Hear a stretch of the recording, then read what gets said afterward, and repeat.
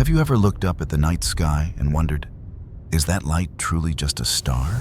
In the Bible, a mysterious star once guided the wise men to the very place where Jesus Christ was born. In the banned Book of Enoch, the accounts of strange beings are even more vivid, leading many today to ask, could these have been the earliest descriptions of UFOs? And only a few decades ago in Mexico, more than 1 million people simultaneously witnessed a strange object hovering in the sky during a total solar eclipse, an image captured on dozens of cameras from different locations. What do these events have in common? Could it be that from the time of the Bible all the way into the modern day, humanity has continued to encounter traces of beings from beyond this earth, yet struggled to find the words to describe them? And what about the most famous alien abduction cases in America, the ones that some say were quietly covered up by the authorities? Tonight, we will turn the pages of banned scriptures, listen to the prophecies of the Book of Enoch, and revisit modern events that still shake the world, all to explore one great mystery: UFOs in the Bible. And in ancient times, what were they really? As always, the images you see are only for illustration to help bring the story to life. But whether you are driving on a long road, lying in bed preparing for sleep, or simply searching for a moment of peace in your day, your only task is to listen and let this voice carry you into tonight's journey of mystery and discovery. What are UFOs and where do they appear in the banned scripture? Today, when we speak of UFOs, most of us immediately think of unidentified flying objects, mysterious lights, glowing orbs, or strange shapes hovering in the sky, appearing and vanishing in ways that defy explanation.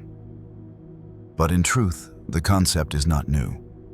Thousands of years ago, our ancestors described similar phenomena. They had no words for aliens or spaceships, so they used the language available to them: stars, chariots, wheels, clouds, or fire from heaven.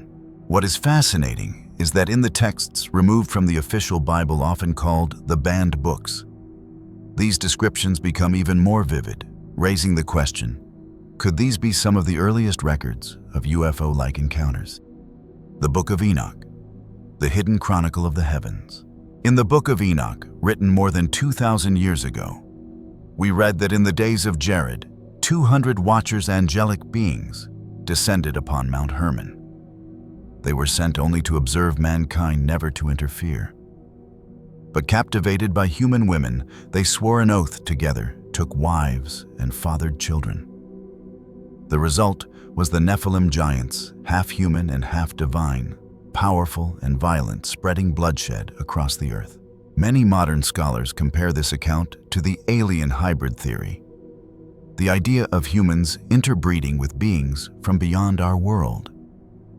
However one labels it, the essence is the same: humanity was once directly influenced by an otherworldly presence. The Book of Enoch also describes how the Watchers shared forbidden knowledge with mankind. Azazel taught the forging of weapons, swords, spears, and armor, unleashing an age of violence. Semjaza taught magic and enchantments. Barakiel taught astrology. Penemu revealed the art of writing. For early humanity, these were incomprehensible gifts. But from a UFO perspective, they resemble the transfer of advanced knowledge from a superior race to a primitive world. Enoch himself was said to have been taken up through the heavens by the angel Uriel. He saw the structure of the cosmos, the cycles of the sun and moon, and the gates of light through which the stars traveled. His words were simple, but to modern ears they sound astonishingly like a description of cosmic exploration. No wonder the Book of Enoch was removed from the Western Bible. It contained bold claims, suggesting that mankind was never truly alone. The Book of Jubilees, the secret Genesis. Alongside Enoch, the Book of Jubilees, also called Little Genesis, was excluded. This text rewrites the story from Adam to Moses, but with a striking detail. Every event unfolds under the constant supervision of angels. They watch, intervene, and even impart knowledge. To the faithful, these are messengers of God. Yet some UFO theorists see in this the image of an external race observing and guiding humanity like caretakers of a fragile world. Other texts, scattered traces. In 2 Esdras, there is a vision of a man rising from the sea, and all who saw him trembled. To some it foreshadows the Messiah, but others imagine it as the description of a massive craft emerging from the ocean. In the Book of Baruch and the Apocalypse of Ezra, visions of radiant lights, thunder, and strange forms in the heavens are also found passages that many link to UFO imagery. Most striking of all, the Ethiopian Bible preserved by the Ethiopian Orthodox Church still contains Enoch Jubilees and many other books lost to the West. In its pages, the fallen angels, the giants, and the cosmic visions remain intact like fragments of a worldview that was never edited away. All of this shows us the banned scriptures often contain details that can be interpreted in UFO terms. The Watchers descending the Nephilim, walking the earth. Enoch's visions of the heavens, they all stir the modern imagination toward the idea of extraterrestrial life. But here is the crucial truth. No matter how intriguing the UFO theory may be, the Bible affirms there is only one Almighty God. The fallen Watchers, the Nephilim, or any other beings, if they exist, are merely created entities. They must never be confused with the Creator himself, the one who made the heavens, the earth, and all that dwell within them. And so from here, we return to the Bible itself to see how the accounts in the Old and New Testaments have so often been misinterpreted by modern readers. Many look at moving stars, fiery pillars, or wheels within wheels and rush to call them UFOs. But is that truly what they were? UFOs through the lens of the Bible. If our ancestors had ever seen UFOs in the sky, they would likely have interpreted them through the lens of faith. At that time, the very idea of life beyond Earth was distant, unimaginable. So if they witnessed moving lights or strange objects in the heavens, as we might describe today, the only language they had was the familiar imagery of the Bible. Take, for example, the story of the Star of the East. Scripture tells us this light guided the wise men to the birthplace of Jesus Christ. Yet the star moved with intention, going before them and stopping directly over the house where the child lay. Many modern readers see this as a kind of controlled flying object. But the Bible makes it clear it was a divine sign, a heavenly light chosen by God himself to announce the arrival of the Savior. It was not a UFO, but a sacred signal of redemption. The story of Enoch is also often misunderstood. Some claim he was taken away by a spacecraft. Yet Genesis states plainly, Enoch walked faithfully with God. Then he was no more because God took him away. Genesis 5:24. This was a direct act of the Almighty, not the intervention of any other beings. Even though the Book of Enoch, an ancient text later excluded, describes his visions of the heavens, the truth remains it was God who took him, not a UFO. Elijah, too, is often misinterpreted. He was carried into heaven in a chariot of fire with horses of fire. To modern ears, this may sound like a fiery craft rising into the sky. But to believers, it is a vision of divine glory, the Lord welcoming his prophet, not technology from another race. The vision of Ezekiel is one of the most debated. He saw wheels within wheels, radiant with light, covered with eyes able to move in every direction without turning. Ezekiel 1:15-21. Many today imagine this as advanced machinery. But within Jewish and Christian tradition, this is understood as a symbolic vision of God's omniscience and majesty. Ezekiel did not see a spacecraft. He was describing the indescribable glory of the Lord in the language he knew. When Israel was led by a pillar of cloud by day and a pillar of fire by night. Exodus 13:21. Modern speculation often calls this a flying craft. But Scripture reveals it as the very presence of God himself guiding his people through the wilderness. He was the one who led them, not an alien guide. The destruction of Sodom and Gomorrah has also been twisted into theories of ancient weapons. Fire and sulfur rained down, erasing the cities in an instant. Some say it was advanced technology, but the Bible testifies it was divine judgment, God's righteous act against sin, not the weaponry of UFOs. Zechariah spoke of a flying scroll 9 meters long and 4 meters wide. Zechariah 5:1-2. To modern readers, it resembles a cylindrical craft. Yet the prophet himself explained it as a sign of God's judgment upon the wicked. Even at Mount Sinai, when the mountain trembled, smoke rose in thick clouds, and the people trembled in awe. Exodus 19:16-18. Some today imagine this as a descent of a craft. But the text tells us it was the Lord himself descending in power and glory. Likewise, when the Ark of the Covenant was brought into the temple, the cloud of God's glory filled it so heavily that the priests could not stand to minister. 1 Kings 8:10-11. To the faithful, this was the holy presence of God, not technological energy. Thus, we see many have mistaken these biblical accounts as UFOs. But in truth, the Bible explains them as direct acts of God. If UFOs exist, they would be no more than created beings in the universe, never to be confused with the Almighty, nor with his angels. For Scripture affirms there is only one Creator sovereign over all that is seen and unseen.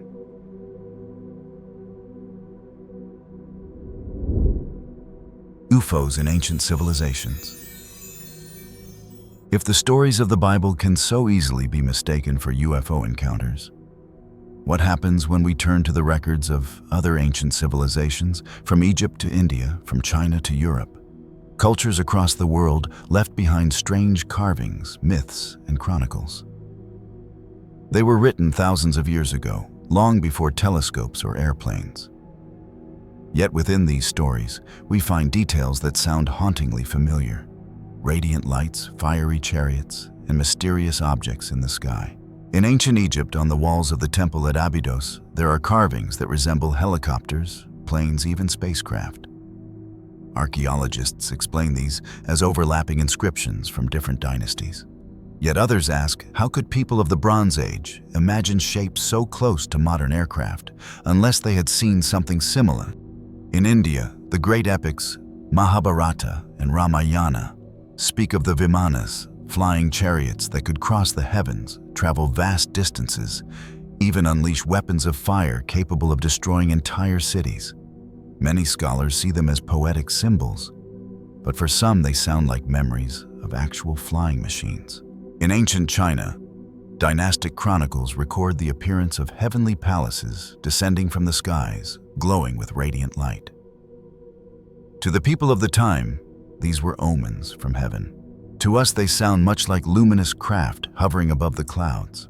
And in Europe, one of the most famous events took place in Nuremberg, Germany in 1561. Hundreds of citizens reported seeing strange shapes filling the sky spheres. Crosses and tubes clashing in what looked like a battle above the city. People of that era called it a divine sign. Historians today describe it as one of the earliest mass UFO sightings in recorded history. From Egypt to India, from China to Europe, these accounts share a common thread: lights in the sky, objects that descend and vanish seen, that left witnesses trembling in awe. Many of these may well have been natural phenomena: comets, meteors, auroras. Yet some details are so precise, so vivid, they are difficult to dismiss, as if ancient people were trying to describe exactly what they had seen. And so, after viewing UFOs through the lens of the Bible and through the voices of ancient civilizations, we arrive in a world closer to our own, the modern era. Here the lights are no longer only preserved in myth, but captured in diaries, newspapers, radar photographs, even video. Stories of real-life UFO encounters, from fighter pilots and naval officers to ordinary people under ordinary skies. What did they see? Why do some events remain unexplained, even now, and witnessed by thousands of people, documented in newspapers, and even confirmed by radar cameras and video? And why, after thousands of years, does this mystery still follow humanity, from the carved stones of the past to the skies above us today? The 1996 Brazil UFO crash capturing an alien being. When it comes to UFO crash cases, the most famous and puzzling event is the Roswell incident in New Mexico, USA in 1947. Yet the case we are about to explore is often called the Roswell of Brazil. The entire story is filled with mystery, contradictions, and unanswered questions. It includes testimony from multiple eyewitnesses, investigations by scholars, and the evasive responses of government officials. The 2022 documentary Moment of Contact once again brought widespread attention to this astonishing UFO crash. On the morning of January 13, 1996, the Brazilian authorities reportedly received a warning from NORAD, the North American Aerospace Defense Command, that their radar had detected a UFO in the northeast of Sao Paulo. Shortly afterward, the object was said to have crashed on the outskirts of Varginha, a city in the state of Minas Gerais, Brazil. The sighting was first reported by a farming couple, Aurelina de Freitas and Eurico de Freitas, who were up early to begin their day's work. Aurelina recalled that, as usual, she was busy inside the house when she suddenly heard strange noises coming from their cattle. The herd, normally calm, had become frantic, running wildly around the property. Sensing something unusual, she looked out the window and was stunned to see a strange object hovering in the sky. She quickly called her husband Eurico to witness it with her. According to the Freitas couple, the object was roughly the size and shape of a school bus. It hovered in the air like a submarine moving slowly through water. The entire scene unfolded in complete silence. No engine noise, no rumbling sound at all. Yet the object appeared to be in distress as it continuously emitted thick white smoke that wrapped around its body. Within moments, they watched as it tilted downward and descended behind a nearby hill. But the Freitas were not the only witnesses. On the other side of the hill, Carlos de Sousa, a university professor and amateur ultralight pilot, was driving, when he suddenly spotted a cigar-shaped craft flying at an altitude of only 300 to 400 meters. Its tail appeared damaged, spewing dense white smoke as it gradually lost height. At first, Carlos assumed it must have been a conventional plane accident. But when the object was only about 100 meters from the ground, it abruptly rotated 180 degrees and tried to climb back into the sky. It managed to gain altitude briefly, but then seemed to lose all power and finally plummeted headfirst into the earth. With his background as an amateur pilot, Carlos's instinct was to rush to the scene to rescue survivors. He drove quickly toward the crash site. But when he arrived, what he saw left him utterly stunned. When Carlos drew closer, the scene before him was like stepping into a nightmare. The entire area was littered with strange fragments from the fallen craft. The moment he opened his car door, a stench assaulted him, sharp, acrid, overwhelming. It was the smell of ammonia mixed with the rotting stench of broken eggs. His eyes watered uncontrollably. Covering his nose with his sleeve was useless. The odor was so strong it burned straight into his lungs. He bent down and picked up a piece of debris. The material was unlike anything he had ever seen, thin as aluminum foil, so light it seemed weightless. Carlos later described it as being like the foil wrapped around a roast chicken.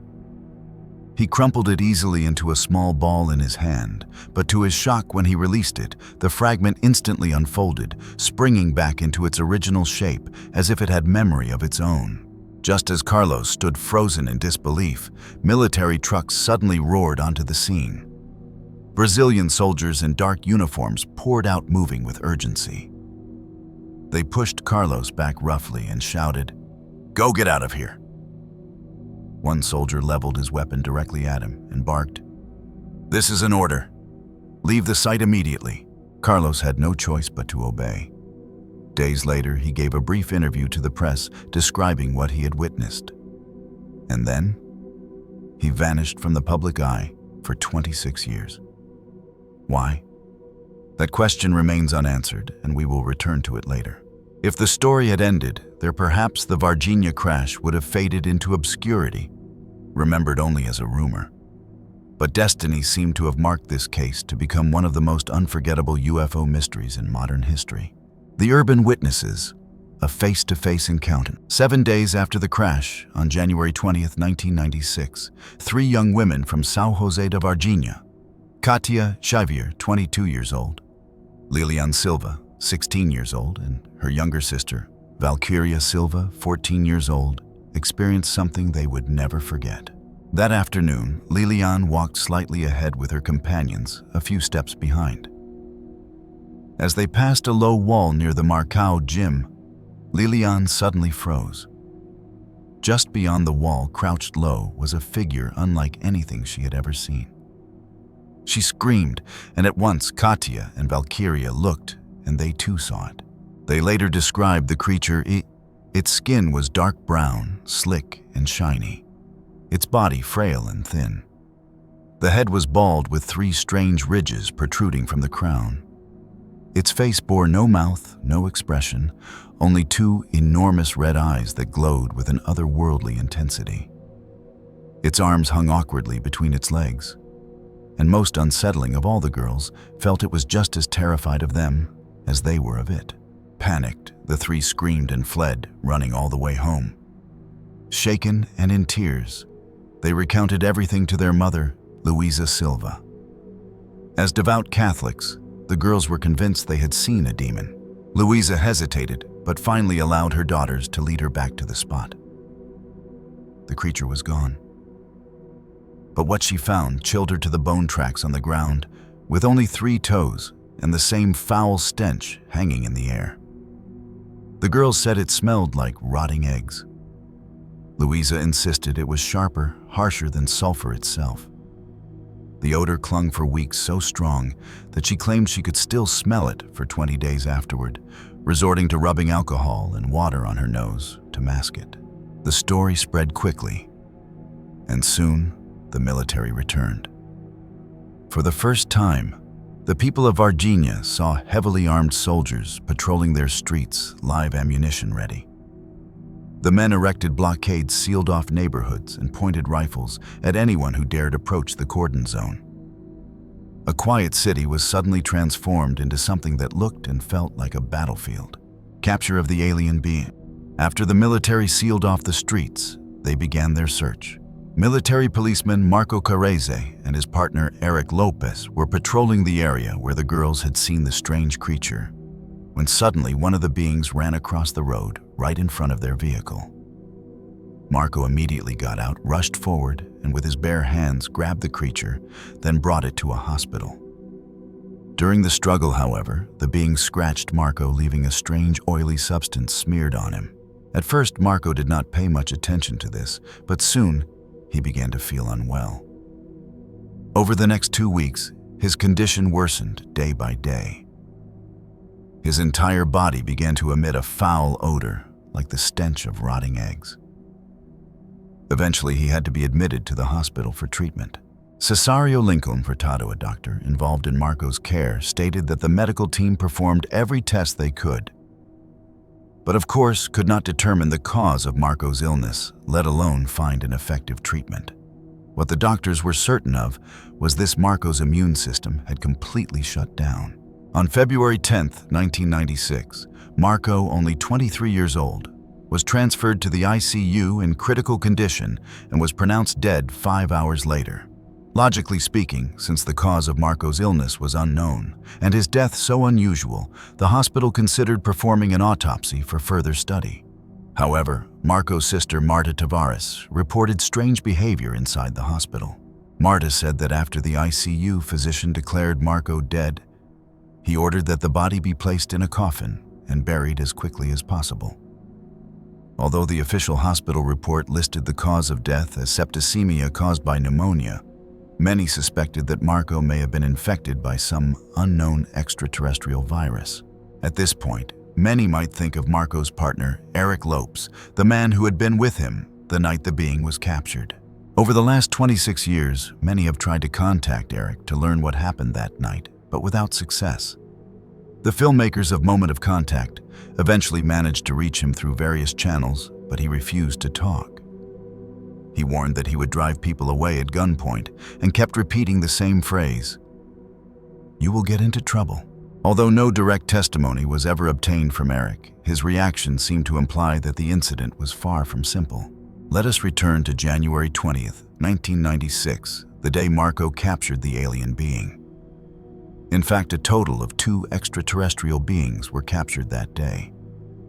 One was caught by Marco in the evening. The other was captured earlier that morning by the local fire department in Virginia before the 3 girls encountered their creature. That morning, the fire department had received several calls from residents reporting frightening creatures in the area and asking the firefighters to capture them. Believing it was just a wild animal that had escaped from somewhere the firemen set out. But when they reached the reported location, they saw a being with brown skin, as if it had just crawled out of a barrel of oil and with enormous, terrifying red eyes. After hours of pursuit, the firefighters finally managed to trap the alien being in a net. According to witnesses present at the time, the firefighters said the creature made sounds like the cries of a child. Another UFO. In the same area where the 3 girls encountered the alien being and where Marco captured it, one local family shared their strange experience with the filmmakers of Moment of Contact. One night, just after the alien being had been taken into custody, the family had ordered food to be delivered. When they stepped outside to collect it, they noticed an unusual object in the sky. The object was enormous, silvery in color, yet it glowed with a deep red light. It looked like a spinning disc hovering above the neighborhood for nearly 15 minutes, as though it were searching for something. From this account, one might reasonably conclude that the being captured earlier by humans was in fact the pilot of the cigar-shaped UFO that had crashed days before. And this disc-shaped craft may well have been its companion, circling desperately in search of the missing pilot. But it had arrived too late. By then, the being had already been seized by human hands. So what became of the 2 extraterrestrial beings that were captured? What testimony did military personnel and hospital staff give about what followed? The Hospital of Horrors. According to insiders, after being captured, Alien B was already dying and soon perished. But what exactly happened once its body was taken to Regional Hospital? 26 years later, a radiologist who was present finally spoke out about the incident. Yet he insisted his identity remain hidden. Even his voice had to be altered. The doctor recounted that at the time, 8 to 10 soldiers were guarding the hospital. No one was allowed in or out. 2 soldiers and 2 police officers entered, carrying a black bag removed from a box. They asked the doctor to take x-rays, but strictly forbade him from opening the bag. He carefully performed a full set of scans from head to toe, exactly as requested. When he tried to review the images, as was standard procedure, the military refused. Instead, they told him, "Thank you very much, your work is complete. Do not make any comments about what you have seen or done." The doctor also recalled that the being inside the black bag emitted a powerful stench, like a mixture of ammonia and sulfur. Even after the soldiers left with the bag, the foul odor lingered. The hospital was forced to disinfect and clean the area repeatedly, but the smell was so overwhelming that the entire wing had to remain closed until the stench finally dissipated. He added that the odor was so unbearable that it clung to his nose and lungs for 3 or 4 days afterward. At this point, viewers of the earlier account may remember Luisa Silva, the mother of the 2 girls who first saw Alien B. She had testified that the stench lingered in her nose for days and that she had to use alcohol to cleanse her nostrils. Now, decades later, the radiologist's account seemed to confirm her testimony, though neither had ever known each other. But what about Alien A compared to Alien B? Its case was even stranger. Alien A was still alive when it was taken to the hospital, though close to death. The military ordered doctors to attempt surgery. In the documentary, The Brazil UFO Crash, the Virginia incident, a soldier on guard duty, identified only as S, secretly phoned A.J. Gaverd, editor of OVNI UFO magazine, to describe what he had witnessed. S said he could not believe his eyes. On the stretcher lay a being that was unmistakably extraterrestrial. While doctors worked frantically on the creature, some S stood guard inside the operating room. He did not know whether the being was still alive or whether this was an autopsy. He only saw the doctors rushing, their faces tense and pale, mirroring his own fear and disbelief. S described the being as about 1 meter tall, with slick brown skin, frightening red eyes, and hands shaped like claws. It emitted a terrible odor so strong that his superiors worried it might sicken everyone in the room. In the end, S reported the doctors declared the alien dead. In the documentary Moment of Contact, another witness, identified only as Military X, also came forward. His task had been to move several military trucks from the base at Tres Corazones to the city of Varginha. He recalled accompanying Secret Service officers, first to Regional Hospital and later to Humanitas Hospital.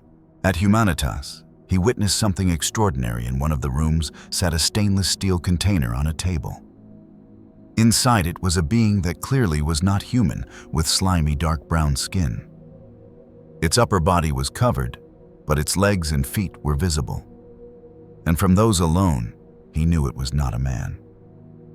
The toes were split, forming a V shape, a detail that matched what Luisa Silva had described earlier. Continuing his account, Military X explained that after the steel container was transported back to the base, he was summoned to an office. A senior officer stared directly into his eyes and asked what he had seen. To avoid trouble, he lied, saying he had seen a badly burned man. The officer replied firmly, "No, that is not what you saw. What you saw was something supernatural." The officer then warned him that this secret was never to be spoken of, never to be discussed, or the consequences would be severe. The hidden truth. When we first introduced the UFO crash in Brazil, we compared it to the Roswell incident in New Mexico, USA. On one hand, this is because of the sheer shock and influence of the Brazilian case itself. With so many witnesses and testimonies, it truly can be compared to Roswell.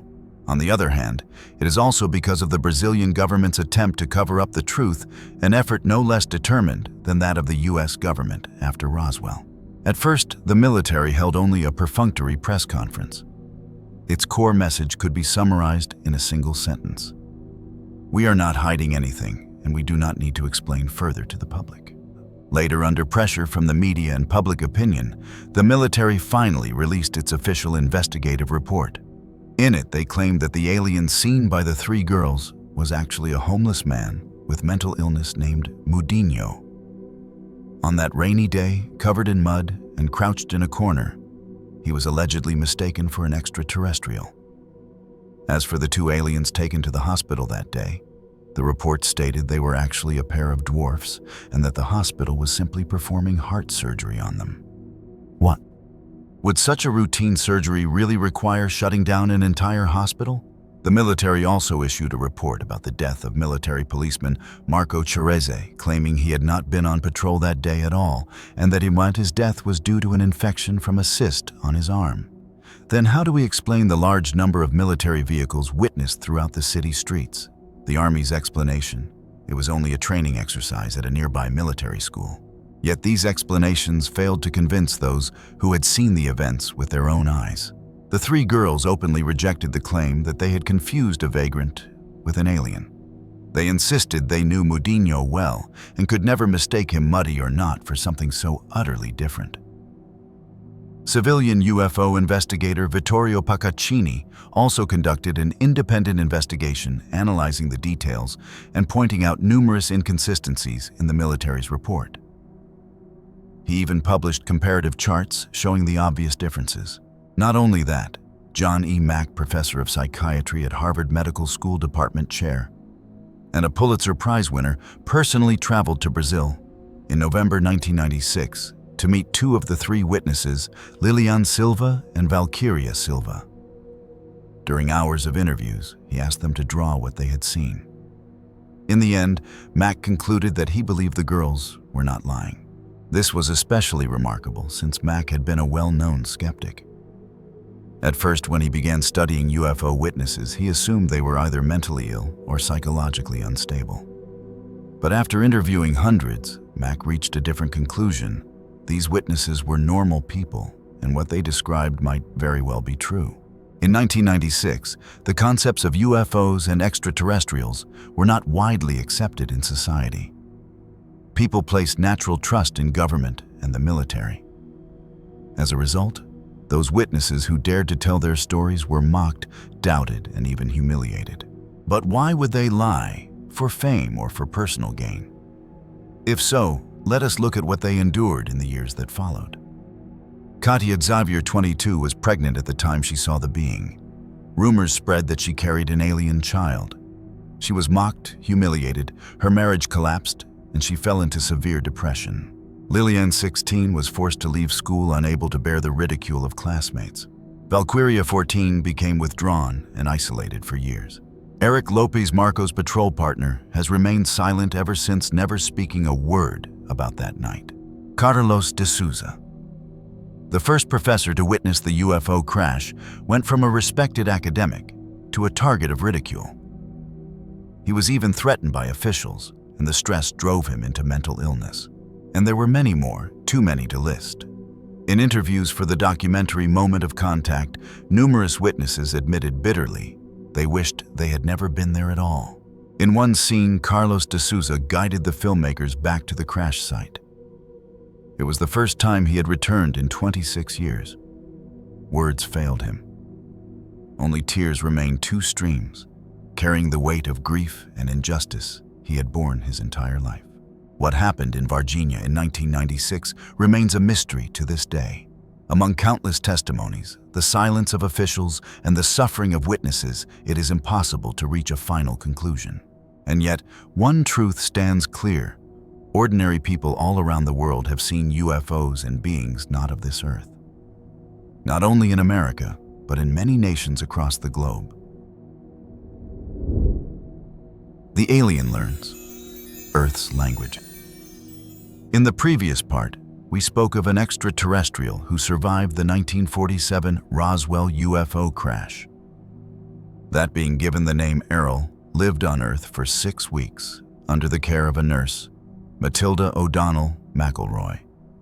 The two communicated through telepathy, and McElroy recorded their conversations. Later, those transcripts were compiled into a book by author Spencer. Now let us look at what was actually said. Inside the sealed room, technicians busied themselves with lighting and cameras, while specialists from various fields came in to observe. Errol sat motionless in a chair, indifferent, its face blank. After a while, Nurse McElroy entered with a list of questions. The others withdrew to the adjoining room, peering through the one-way glass with curiosity. The interview began in absolute silence, for there were no spoken words, only thoughts transmitted telepathically. McElroy relayed the exchanges, and stenographers recorded them immediately. The results, however, were disappointing. The first round of questions produced vague answers. The second round only deepened the confusion. Some assumed Errol was refusing to cooperate. In truth, she seemed uneasy with the forceful attitude of some of the male officers. And more importantly, much of what Errol wished to express could not be fully conveyed when ideas were reduced into words. At that point, linguist John Newble suggested a solution. Instead of having the nurse attempt to learn an alien tongue, why not let Errol learn English? Surprisingly, Errol agreed. The team selected a classic 19th century American Primer McGuffey's Eclectic Reader. It was once used to teach children to read, filled with simple illustrations of family friendship, teachers' animals and moral lessons, honesty and kindness, hard work and thrift, courage, patriotism, respect for parents, and reverence for God. In some ways, it resembled the three-character classic of ancient China. To their astonishment, Errol embraced the book eagerly. She studied 14 hours a day with the nurse, then spent another 10 hours reviewing alone, sleeping little. Within 3 days, Errol had mastered the entire set. Soon afterward, she began devouring the Encyclopedia Britannica, followed by astronomy, geography, science literature, virtually everything. By the 16th day after the crash, Errol had read through hundreds of books. Of them, all three stood out as Errol's favorites: Alice's Adventures in Wonderland, Don Quixote, and the Arabian Nights. Errol explained that these stories revealed the greatness of the human soul and its boundless creativity qualities, far more important than any skill or power. And when the last page was turned, Errol began to tell her own story. Though she still spoke through telepathy this time, she did so in English. Errol began to reveal her origins. She said she came from an ancient interstellar civilization known as the Domain. This empire governed countless star systems spanning nearly 1/4 of the visible universe and had existed for trillions of years. Around 10,000 years ago, the Domain sent expeditionary forces into the Milky Way. Errol was among their officers, both an astronaut and an engineer.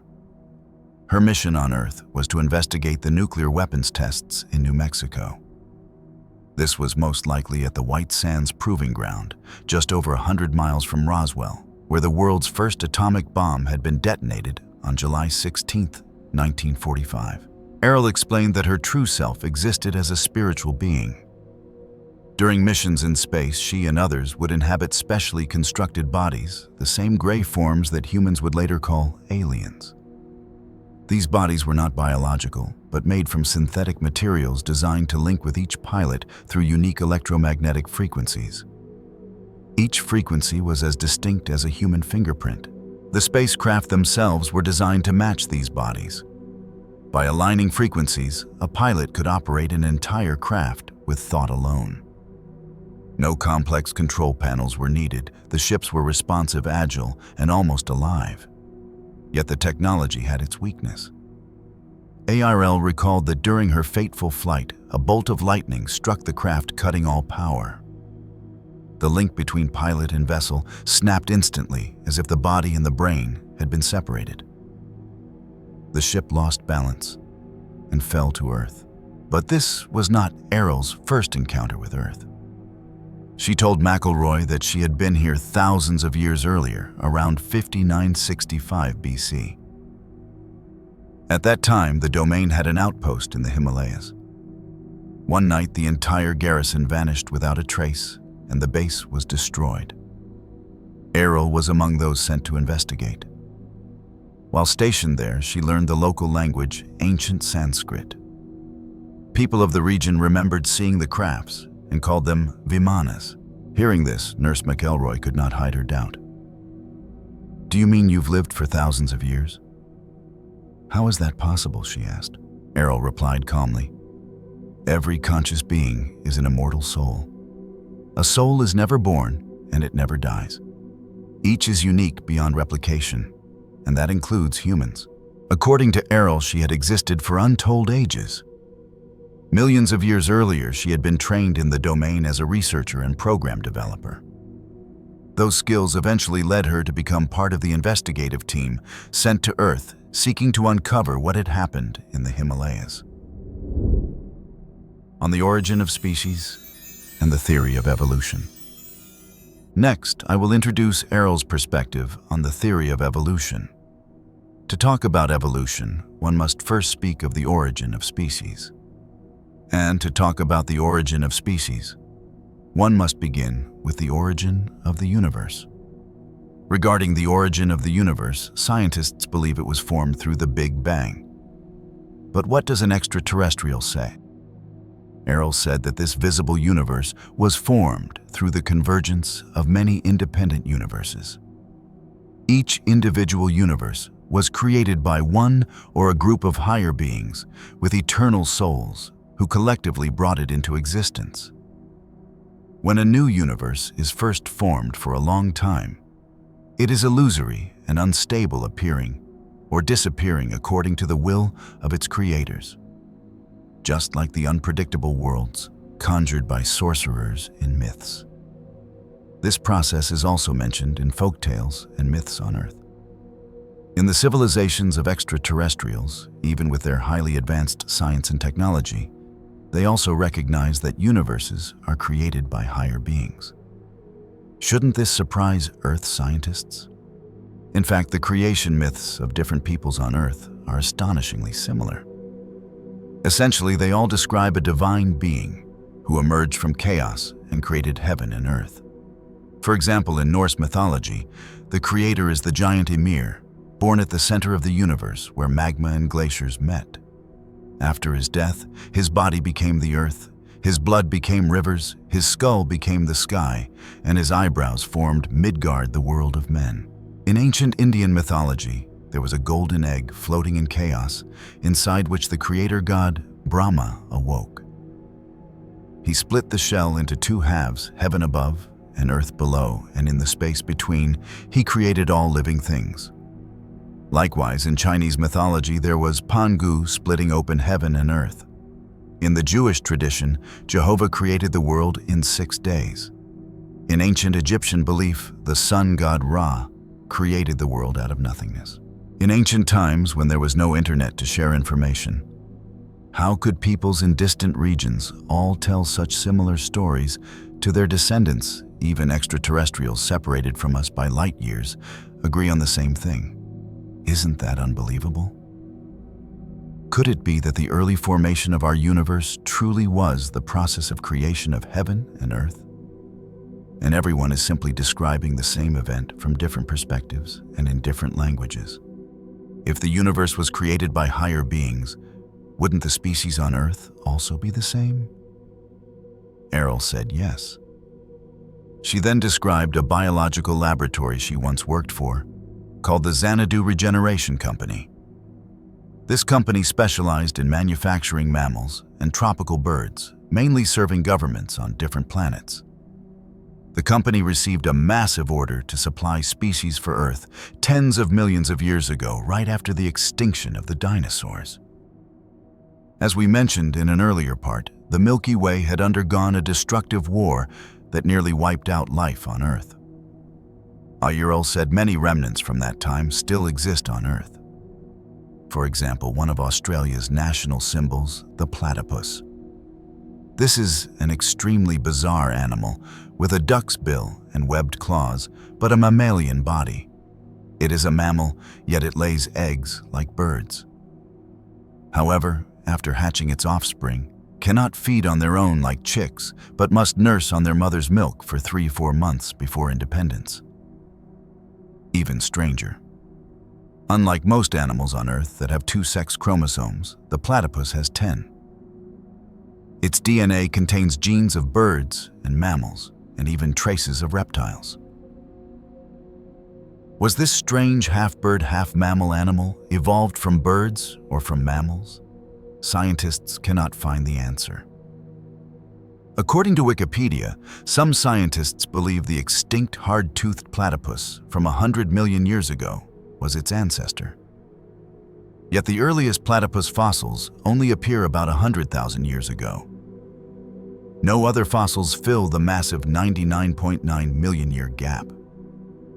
In other words, no one can prove how the platypus supposedly evolved step by step from its ancestor. This missing evidence is one of the strongest criticisms against the theory of evolution, as it cannot show convincing transitional forms between species. Animals forced together do not necessarily form a family. For Errol, however, the answer was simple. She said the platypus was artificially created in a laboratory by combining a beaver with a duck. Interestingly, Aboriginal legends in Australia also say the platypus was born from a duck and a water rat, which echoes Errol's claim. On this subject, Errol spoke bluntly. The theory of evolution is nonsense. She said that as Earth's textbooks already suggest, one species will not transform into another by accident or chance. Unless a higher being directly manipulates the genetic material, what we now call genetic modification. Indeed, in today's rapid development of genetic technology, while humans are busy creating new species, perhaps we should stop and ask ourselves, did we truly evolve from apes? Although the Domain civilization conquered the Milky Way some 10,000 years ago, they had already been watching this region long before that, carrying out periodic surveys of Earth. In their eyes, Earth is an extremely unstable planet. It has endured sudden massive changes over and over again. Magnetic pole reversals, unexpected tsunamis, violent volcanic eruptions, even shifts between oceans and continents. Each upheaval has wiped out species and civilizations, erasing their traces so thoroughly that Earth's history has become an unsolved riddle. To higher beings, Earth is like a sandcastle. It can be toppled and rebuilt again and again, each time producing and destroying civilizations in cycles that seem strangely familiar. Meryl explained that she had seen ancient civilizations restored many times. Perhaps the Creator himself favored certain patterns, certain styles, and chose to preserve them. Just as the appearance of living species cannot be explained by random evolution, the birth of a complete civilization cannot simply emerge by chance. To establish a functioning civilization requires everything: culture, architecture, language, customs, mathematics, philosophy, and moral values. It is an entire system, complete and interwoven. Could primitive humans living in caves and clothed in animal skins have built such systems entirely on their own? That is why, at the dawn of nearly every civilization, we see the sudden appearance of great pioneers.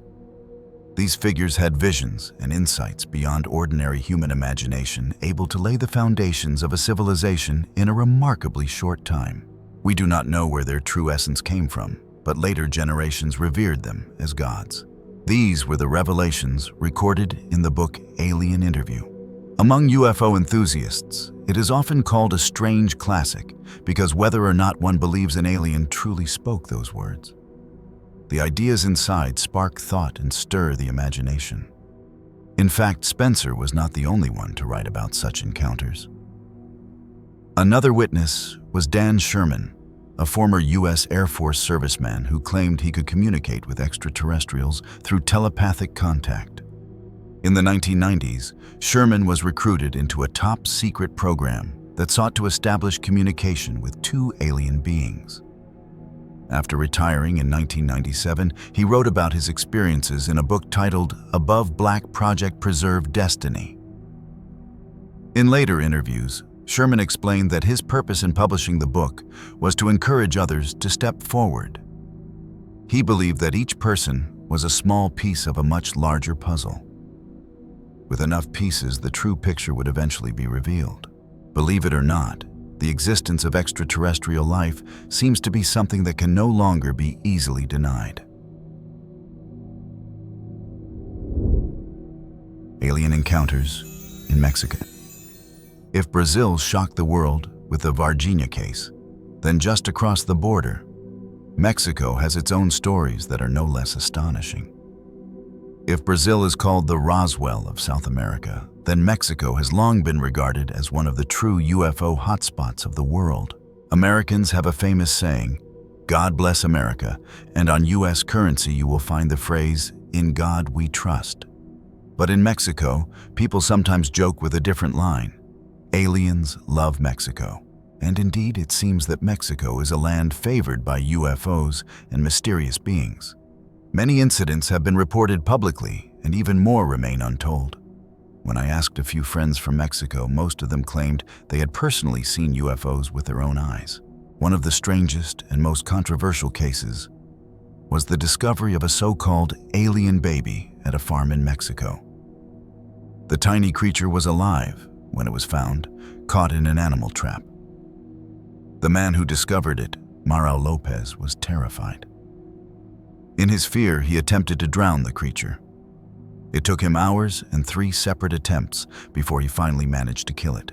But only a few months later, Lopez himself died in a most mysterious way. He was found inside his car, burned to ashes by an extreme heat so intense that even his bones were reduced to dust. To this day, the police have never identified a cause. For many, it was no coincidence. Was it revenge from the very being he had killed? Without a doubt, Mexico has earned its reputation as a land where, as some say, aliens truly love Mexico. Are they really human? The world is vast, and no mystery is beyond possibility. From a high hotel window overlooking the streets of Mexico City, The crowds below look like endless lines of ants, and in the stillness of night, gazing out across the city, one cannot help but wonder how many humans in this world appear to look like us, but are in fact not human at all. Perhaps there are even those whom the naked eye alone could reveal as something entirely different. In 1994, Mexico City announced a startling discovery. After a sudden collapse in the ground, 3 strange beings were uncovered in the underground sewer system, dubbed the Mole People. They had been crushed to death in the collapse. Reports describe them as small in stature, about 3 feet tall, yet with arms and legs fully formed like miniature humans. That story once again leaves us with an unsettling question. Could it be that in this vast world, there are people living among us who are not truly human at all? UFOs and the Maya. On July 11, 1991, a major UFO event occurred in Mexico City. In this vast metropolis and its surrounding areas, more than 1 million people witnessed the phenomenon with their own eyes. Remarkably, 17 different video cameras from separate locations captured the event, and none of the cameramen knew each other. In the days that followed, Mexican media was overwhelmed. One major television station even produced a 10-hour program devoted entirely to analyzing and discussing what had happened. July 11, 1991 was no ordinary day. More than 200 years earlier, in the year 755, Maya priests had predicted that on this very date, a total solar eclipse would occur. According to their prophecy, it would mark the beginning of humanity's cosmic awakening and the transformation of the Earth, the dawn of a new era. And on that day, countless eyes turned to the heavens. At exactly 100 p.m. on July 11th, as the total eclipse plunged Mexico City into darkness, a silver disc-shaped craft suddenly appeared hovering above the city. In the video footage, the UFO remained visible for nearly 23 minutes. In the Dresden Codex, the ancient Maya wrote, "In the age of the 6th sun, what has been hidden will be revealed once more, and truth will become the seed of life. The people of the 6th sun shall be the travelers among the stars." According to tradition, Maya elders believed that their ancestors came from the Pleiades star cluster. This group of 7 bright stars is often called the Seven Sisters. In Chinese legend, there is also a story of 7 heavenly maidens who descended to Earth and married Dongyong, known as the tale of the celestial marriage. In Zhuan Falun Volume 2, it is written, "People in the heavens have physical bodies. When they fly past here, they are much like us. Beneath the great mountains in China, heavenly beings have been buried. When they die, some are interred beneath the mountains." The Maya believed that higher beings from the Pleiades had visited Earth during the civilizations of Lemuria and Atlantis, maintaining secret contact with their ancestors and helping to ignite the brilliance of Maya culture, which reached extraordinary levels of advancement. Ancient records and archaeological evidence also show that the Maya knew of spiritual cultivation. On their pottery and carvings, they depicted meditation postures, mudras, and seated practices. It is clear that in their early period, the Maya embraced traditions of cultivation rooted in Buddhist practice. But as time went on, their faith began to distort. Instead of worshiping the true divine, they turned to dark spirits with no human form. Rituals of human sacrifice grew into the center of their religion. Beating hearts were torn from living victims and offered to the gods they believed in. And the Maya were not alone. In that era, many Native American tribes also practiced blood sacrifices. By the end of the Maya civilization, their prayers were reduced to asking only for good harvests and favorable weather. They had already forgotten the true meaning of human life. And as the warnings of ancient civilizations remind us, what humanity must remember is not blood rituals, nor the pursuit of hidden powers. What truly matters is upholding morality, living by truth, compassion and forbearance, and returning to faith in the divine. Only then can mankind move beyond the darkness, rediscover the purpose of life, and open the path back to the eternal heavenly kingdom. A British councillor stunned. His real mother was an alien. If the ancient Maya left prophecies about an age of travelers among the stars, then in our modern times, there are still people who claim not only to have encountered beings from beyond Earth, but even to share blood ties with them. Some time ago, the Times of London published an article revealing that NASA had sponsored a program at the Center of Theological Inquiry, CTI, in the United States. The project invited 24 prominent theologians to discuss one profound question: how should humanity change its understanding of the universe and of itself? If the discovery of extraterrestrial life were ever made public, this article left many astonished. Could it be that disclosure is drawing near? Could NASA itself already be quietly preparing for such a day? And if governments were to vow to one day openly admit contact with beings from beyond, what would that mean for us as a species? Perhaps the story we share now will allow you to form your own conclusions. The first figure in this account is Simon Parkes, a British politician from Whitby, a small town in North Yorkshire. In April 2012, during a Channel 4 documentary interview titled Confessions of an Alien Abductee, Simon Parkes, a married man, suddenly declared that he was in a relationship outside his marriage. What shocked the world was his claim that his partner was not human, but rather an extraterrestrial resembling the Greys. Even more sensational was his further claim he and this being had conceived a hybrid child out of wedlock, whom he called Zarka. On hearing this, one might assume Simon was delusional or mentally unstable. Yet he was not. In fact, just 2 months earlier, he had been elected as a town councillor in Whitby. Each day, he attended to his civic duties, meeting residents, and conducting official business in an orderly and professional manner. According to the Huffington Post, after Parkes revealed his extraterrestrial affair, his wife was furious and their marriage fell into crisis. But Parkes calmly explained that because his partner was not human, conventional standards of marriage could not apply. He added that while his family did not like the publicity, they were long accustomed to the unusual events in his life. "My daughter once emailed me asking me to stop," he said. "But in truth, my family already understood that strange things happen to me. They simply don't want their own lives disrupted." So were Parkes's claims true? What strange events had shaped his life? For that, we must look back to his childhood. Parkes's mother worked for MI5, the British Security Service, from 1965 to 1979. Outwardly, she was under British intelligence management, but in reality, she was also working with the NSA in the United States, tasked with gathering documents related to crashed UFO technology.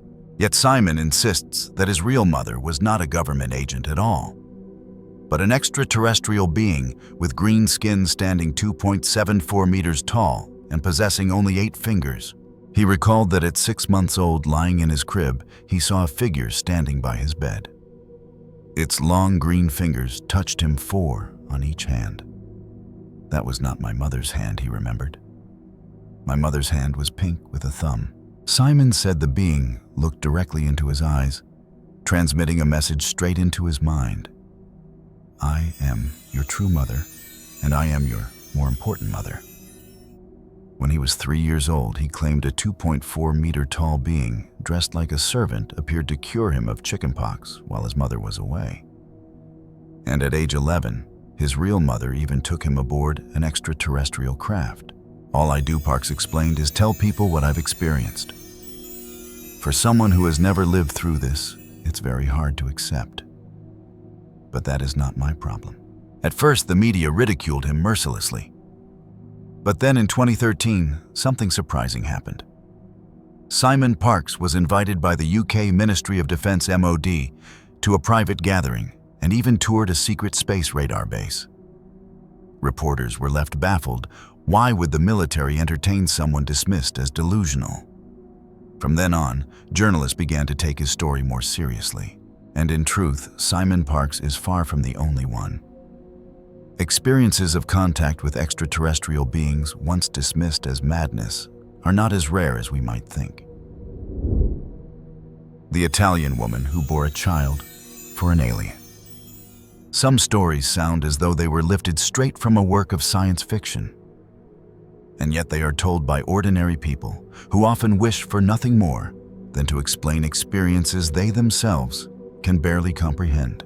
In 2009, Italy was shaken by the claims of a 41-year-old woman named Giovanna Poda. She declared that extraterrestrials had been watching her since she was only 4 years old. Most shocking of all, she said she had once carried within her a hybrid child, part human, part alien. Her account quickly spread across the country when Mediaset Television aired her story in July. Giovanna presented what she said was evidence photographs of UFOs, silhouettes of strange beings, and even the malformed body of a fetus that doctors themselves had witnessed following a miscarriage. Some scoffed, others ridiculed, but many were left unsettled by the possibility that she was telling the truth. In the program, Giovanna recalled her first encounter. "I remember a flying disc hovering in the sky, but I don't remember how I entered it. Suddenly, I found myself floating, surrounded by 4 extraterrestrial beings. I was not bound, but their thoughts pressed into my mind, 'Do not move. You will not be harmed.' They wanted to do something to me, mainly examining my body, my tissues, my blood vessels. After that, strange scars appeared on Giovanna's body and faint glowing marks on her skin. She explained it was a kind of substance from them used to control my body like a barrier. When technicians later came to collect samples from her room, they found luminescent material clinging to her clothing. Laboratory analysis revealed it was unlike anything known on Earth. One scientist reported the electrons in this substance are hyperactive, producing an enormous magnetic field similar to phosphorus inside a particle accelerator. But Giovanna could not possibly have created such a thing at home. Further examinations revealed something even stranger, an implant in her brain. Yet, no medical instruments could determine what material it was made of. The most shocking moment came when she became pregnant. During an ultrasound, doctors detected a heartbeat like that of a fetus, yet no fetus could be seen on the screen. Complications forced Giovanna to undergo a termination procedure. And it was then that everyone in the room froze in horror. From her womb, they removed a stillborn fetus, complete with arms, legs, and a body. But its form was twisted, grotesque. The doctors whispered to each other, "It looks like an alien." For Giovanna, it was more than a nightmare. She believed it was her child, a hybrid taken from her against her will. A child she could never hold, but whom she could never forget. Her story is not unique. Across the world, countless women have described similar experiences. Pregnancies without explanation, mysterious miscarriages, and the lingering suspicion that their children were taken away. Many researchers believe that extraterrestrials may have staged these miscarriages to conceal the removal of hybrid offspring. In the United States, a woman named Debbie Reynolds from Kentucky told of more than 30 years of encounters with UFOs. She claimed she too had a hybrid child, and that during one abduction, she was shown the child in a glass enclosure, strange yet hauntingly familiar. Even the Daily Mail reported in 2016 about a group calling itself the Hybrid Baby Community Women, who believe they have born children with extraterrestrials. They say these children now live aboard enormous spacecraft, and one day will come to Earth. The case of Giovanna Poda, alongside countless others, leaves us with a chilling question. Is there a secret program hidden in the shadows where humans and extraterrestrials are together creating a new generation of hybrid beings already living among us? Why are aliens creating hybrids? After hearing story after story of women carrying strange pregnancies and birthing malformed hybrid infants, one question lingers: why? Why would they do this? Nelson, a member of the hybrid baby community, once revealed that the goal of these beings is not merely to produce a handful of hybrid children. Their ambition runs deeper. They want to engineer an entirely new race, part human, part alien, in an attempt to reshape humanity itself.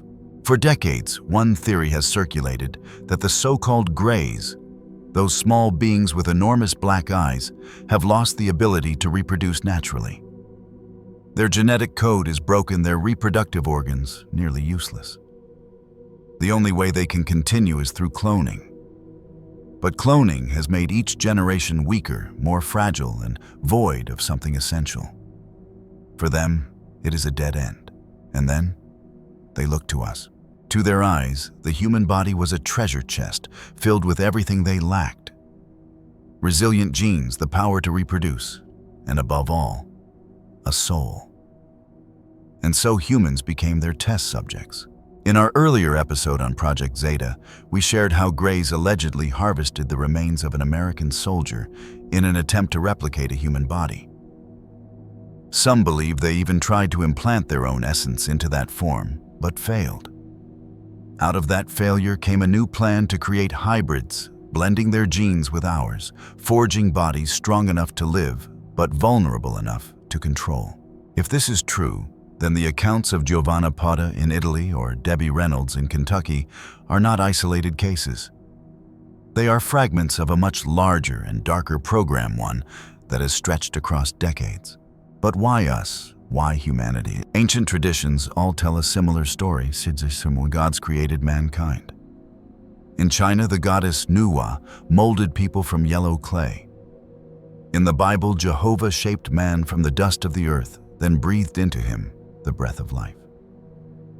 The message is the same: humans were not born by chance. The human body is a reflection of the divine, endowed with a soul. Modern science, in its own way, echoes this. Studies of human DNA have revealed staggering amounts of information encoded within so vast and intricate that even the brightest minds admit it defies comprehension. Many scientists have called it nothing less than a masterpiece. Perhaps this is what the aliens see. Perhaps their technology has only deepened their envy. They covet what they cannot create: the human form, the human essence, the spark of the soul. And so they attempt to merge with us, or worse, replace us. If they succeed, what future awaits? Could there come a day when hybrids walk among us, looking human, sounding human, but no longer truly human at all? Those who follow UFO lore often hope for benevolent visitors, higher beings who come to guide us. But is that really the truth? The late British physicist Stephen Hawking once warned, if humanity ever makes contact with aliens, remember, they may not be friendly. The outcome could be the same as when Columbus landed in the Americas, not for the natives, but for the conquerors. And so we must ask ourselves, are we standing on the edge of that very same fate? Recently, people have discovered extraterrestrial kingdoms where aliens reside. The mysterious alien planet Maldek.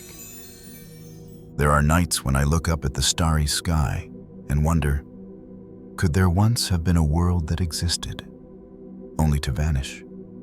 Not through natural disaster, but by the very hands of intelligent beings who destroyed it themselves. Today, in our modern age, countless people claim to have had contact with extraterrestrial life. Newspapers, books, research papers, and endless reports on the internet speak of many different alien races. Truth and falsehood are woven together. But if we pause and reflect, three essential truths begin to emerge. First, Earth, at this very moment, has become the focal point of the universe. Second, the human body is a perfect design, the key through which life may ascend into higher forms. And third, because of this, aliens covet the human body. Some malevolent beings are even striving to steal it to claim humanity for themselves.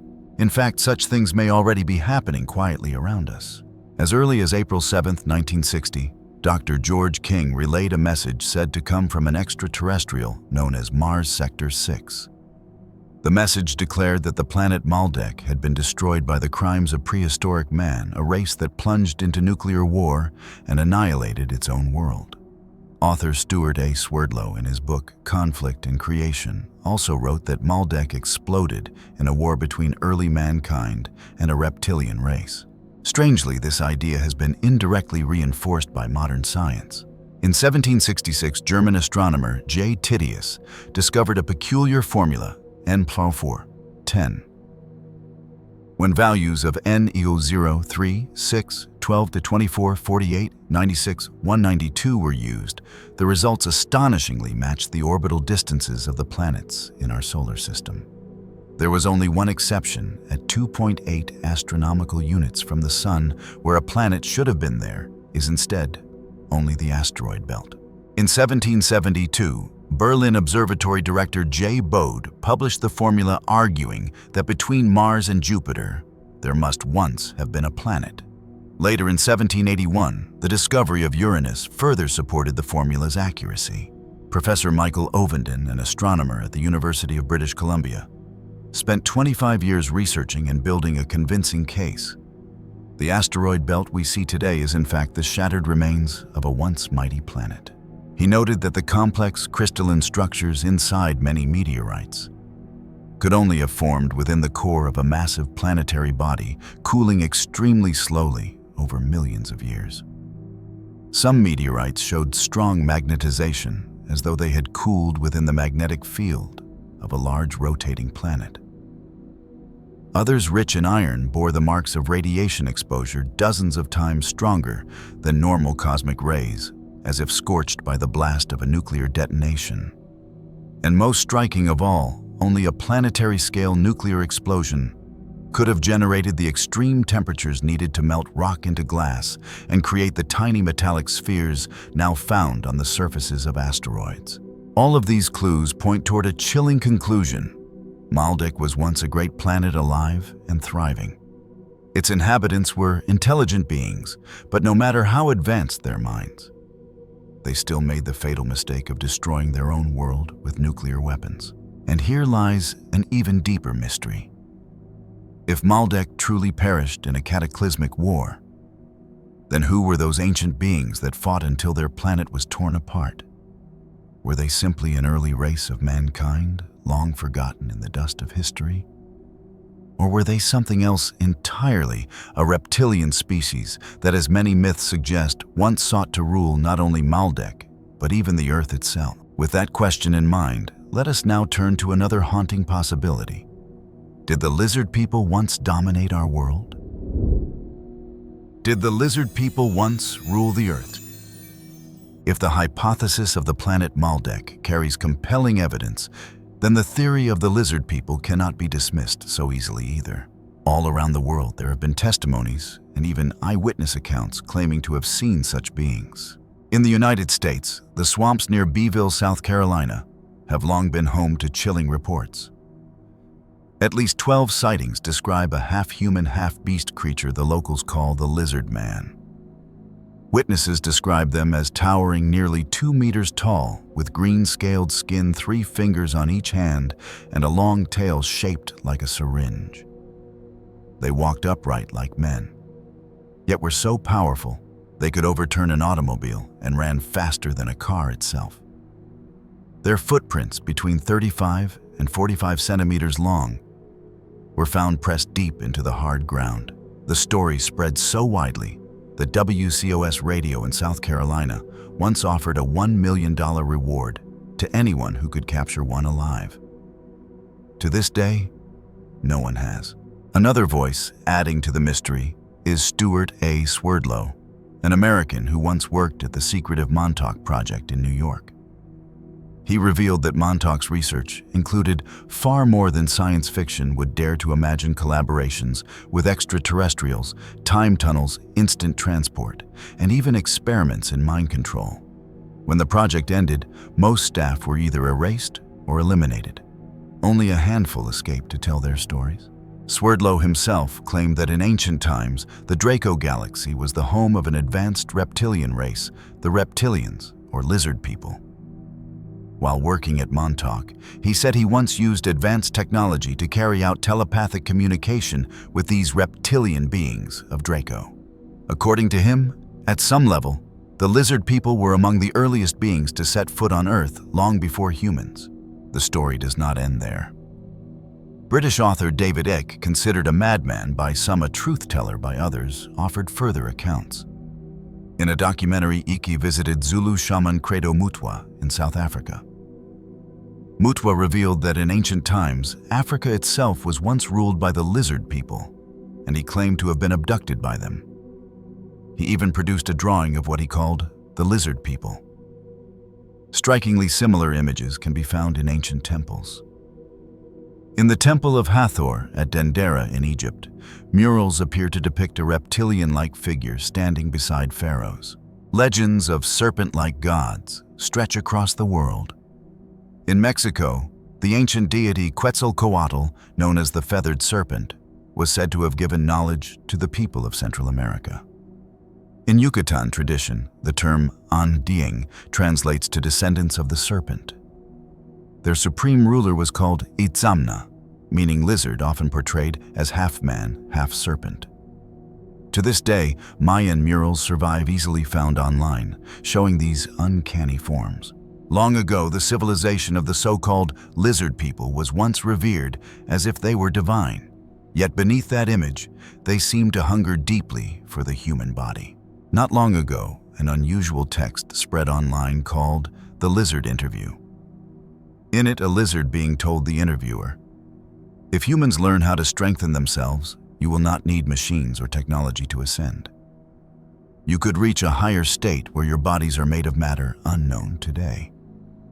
In that state, you could become the strongest beings imaginable."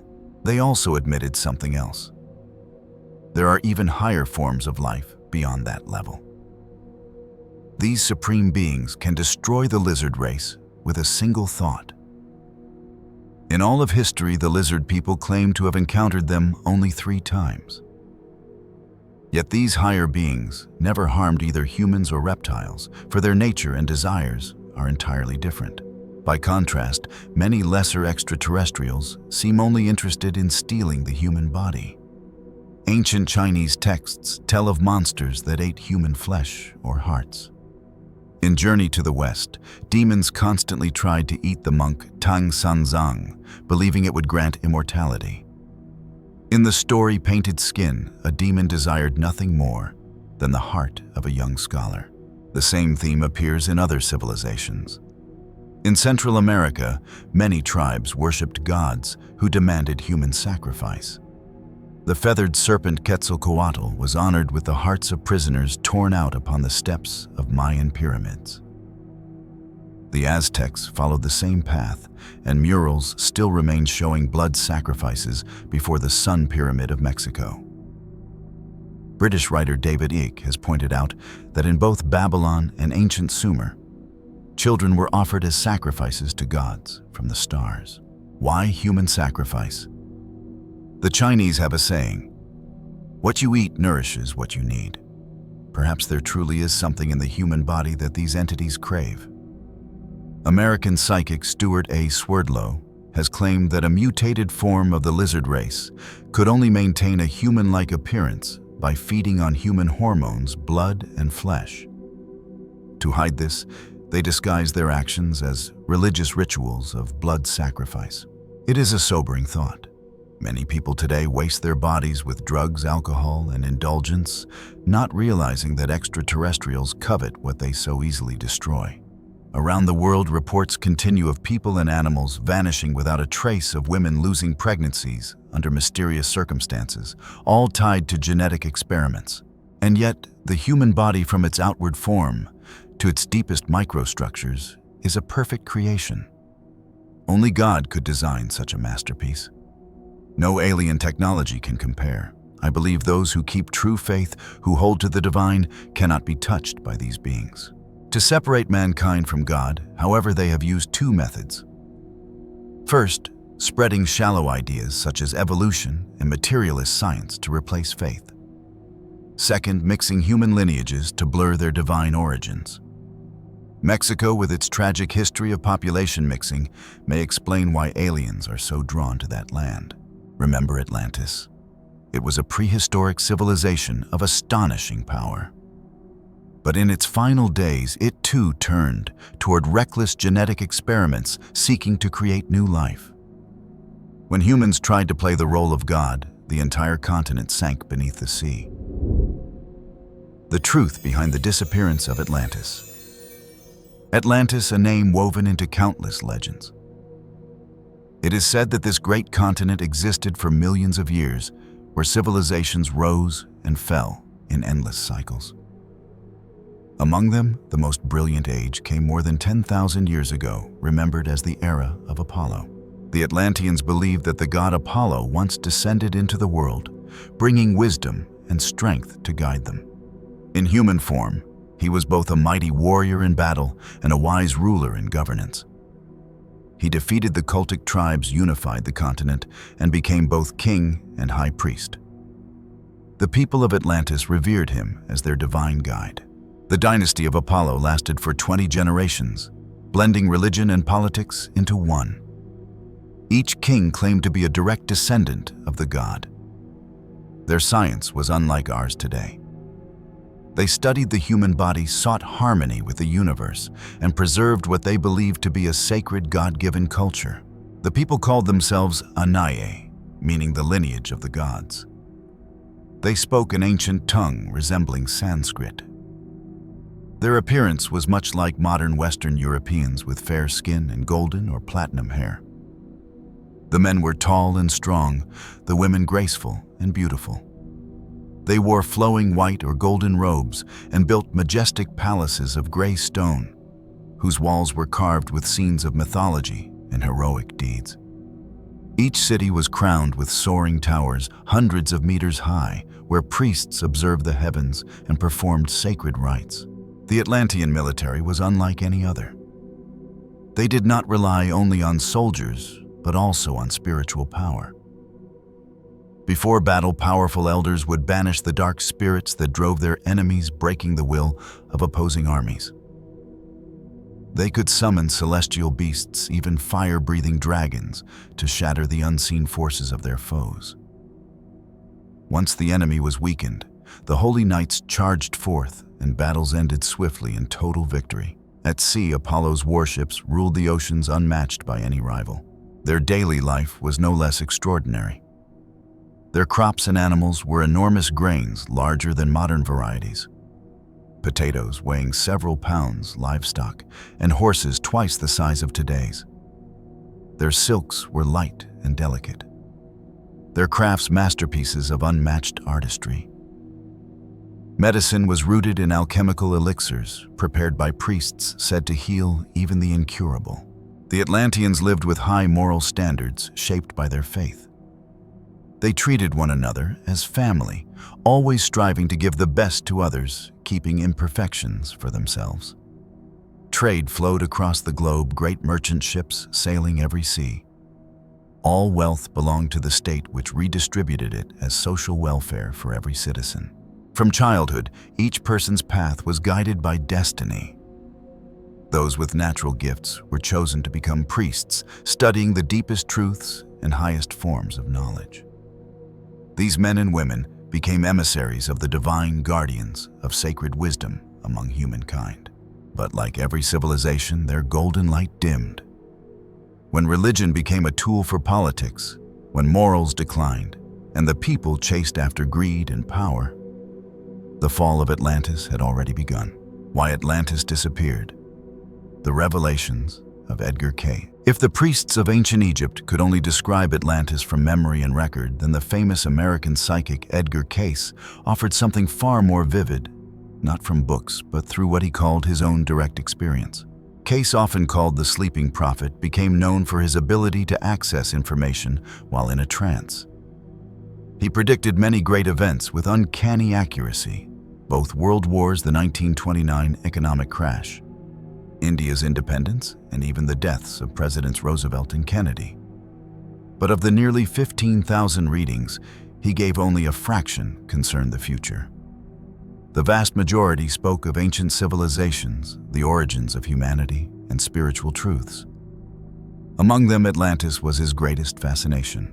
In hundreds of life readings, Cayce spoke of people who had once lived in Atlantis or Lemuria. In 1988, the Edgar Cayce Foundation published Edgar Cayce on Atlantis, drawn from thousands of his readings given between 1924 and 1944. According to Cayce, Atlantis was not a myth, but a vast continent stretching from the Gulf of Mexico and the Caribbean in the west, all the way to the Mediterranean in the east. It was once a paradise, but the growing hunger for power and the reckless abuse of technology brought about three great destructions. The first destruction occurred around 5722 BC. The Atlanteans, Casey said, had developed both physically and spiritually to the point where they could travel not only across Earth, but beyond the 3 dimensions of space itself. Their power came from crystals that harnessed primal energy. The most important was the Tuaui stone, a massive crystal that powered their transportation ships that sailed the seas, vessels that flew through the air, even crafts that traveled beneath the water. At first, the crystal extended life-balanced energy and linked thought with the universe itself. But in time, it was turned into a weapon, the Firestone. What once renewed youth now emitted the death ray. Its power spiraled out of control, shaking the Earth's crust and shifting the poles. Part of Atlantis sank beneath the waves into what is now the Sargasso Sea. The once great land was broken into 5 islands. The second destruction came more than 20,000 years ago. Volcanic eruptions, earthquakes, and tidal waves left only 3 islands, Poseidia, Arion, and Og. Technology survived, but civil war tore the land apart. Conflicts raged not only in the physical world, but also in consciousness itself. The final catastrophe struck around 10700 BC, when Poseidia, the last and greatest island, sank into the Atlantic Ocean. This date eerily matches the account of Plato, who also described Atlantis vanishing in a single day and night of disaster. Casey said that as Atlantis crumbled, those who still held faith in God, who remembered the true meaning of life, migrated across the world. They carried their knowledge and their beliefs, building monuments to preserve what they could. Among them, he claimed, were the builders of the Great Pyramid of Giza in Egypt. Beneath the Sphinx, Case said, lies a hidden hall of records containing the history and technology of Atlantis, waiting to be discovered in a future age of upheaval. He also drew connections between Atlantis and our modern world. Case believed that many souls from Atlantis had reincarnated in the 20th century, bringing with them memories and talents. One striking example was Mitchell Hastings, a Harvard student and pioneer of FM radio. Casey said that in a past life, Hastings had been a guardian of the Firestone, the crystal that once powered Atlantis. In this life, he carried unusual gifts of invention. Hastings himself later admitted that Case had helped him and publicly supported Casey's work. Through Casey's readings, a sobering picture emerges. Atlantis did not fall because of nature alone, but because of human pride, greed, and the misuse of divine gifts. And so it is said, no matter the age we live in, no matter the nation we belong to, every human being must hold fast to truth, compassion, and forbearance. Only then can we avoid destruction and find our way back to the eternal light. And yet, the lesson of Atlantis still seems to echo into our own time. As we step into the modern age, humanity once again finds itself facing questions without answers. The secrets of extraterrestrial life, the forbidden places hidden by governments, all of it reminds us of mysteries that once unfolded long ago. Today, if there is one place most famous for its connection to alien mysteries, it is surely the United States, and above all, the secretive base known as Area 51. The mystery of Area 51, a gateway to the alien truth. In the barren Nevada desert, surrounded by desolate mountains, lies a place that for decades did not even appear on official maps. The world knows it as Area 51. For generations, this site has been wrapped in secrecy. Barbed wire fences, endless surveillance cameras, and warning signs reading "No trespassing" stretch for miles. Anyone who strays too close, whether by accident or intent, is quickly intercepted by armed security forces. The U.S. government has long insisted that Area 51 is nothing more than a testing ground for military aircraft. But if it were only that, why the extreme secrecy? Why erase it from maps? Restrict satellite images and deny its existence for so many years. Rumors first spread in the 1950s when locals in Nevada began reporting strange lights in the sky. They described objects darting across the horizon at impossible speeds, turning at right angles without sound movements, unlike any aircraft known to man. From that time forward, Area 51 became the epicenter of UFO legends. Some former military personnel have whispered that inside Area 51 lie not only prototypes of advanced aircraft, but also crashed alien spacecraft and even the bodies of extraterrestrial beings. The most famous testimony came from Bob Lazar, who in 1989 claimed he had worked at a facility near Area 51. He insisted that he had seen 9 alien craft stored in underground hangars, and that his job was to study their propulsion systems. According to Lazar, the technology was not of this Earth. It was powered by an element then unknown to science, element 115. Though the U.S. government denies his story, such accounts only deepen the question, what is Area 51 really hiding? Dr. Boyd Bushman was an aerospace scientist who once worked in the mysterious Area 51, said to be the place where alien bodies and fragments of the flying saucer that crashed in Roswell, New Mexico in 1947 were stored. In a video released in 2014, shortly before his death, he revealed many secrets about the site. He said his main job was to adapt alien technology for use by the U.S. military.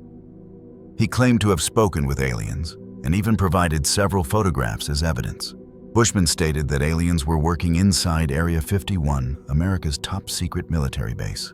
According to him, they came from a planet called Quintumni, located 68 light-years away, about 646 trillion kilometers. Their disc-shaped craft measured 11.8 meters in diameter. With their advanced technology, these crafts could reach Earth in only 45 years.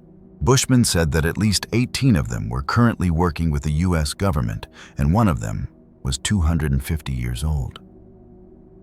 In terms of appearance, he described them as being 130 to 150 centimeter tall, with fingers 30% longer than human hands and feet with 5 toes joined by webbing. Area 51, located in the Nevada desert, about 130 kilometers from Las Vegas, is regarded as one of the most secure places in the world.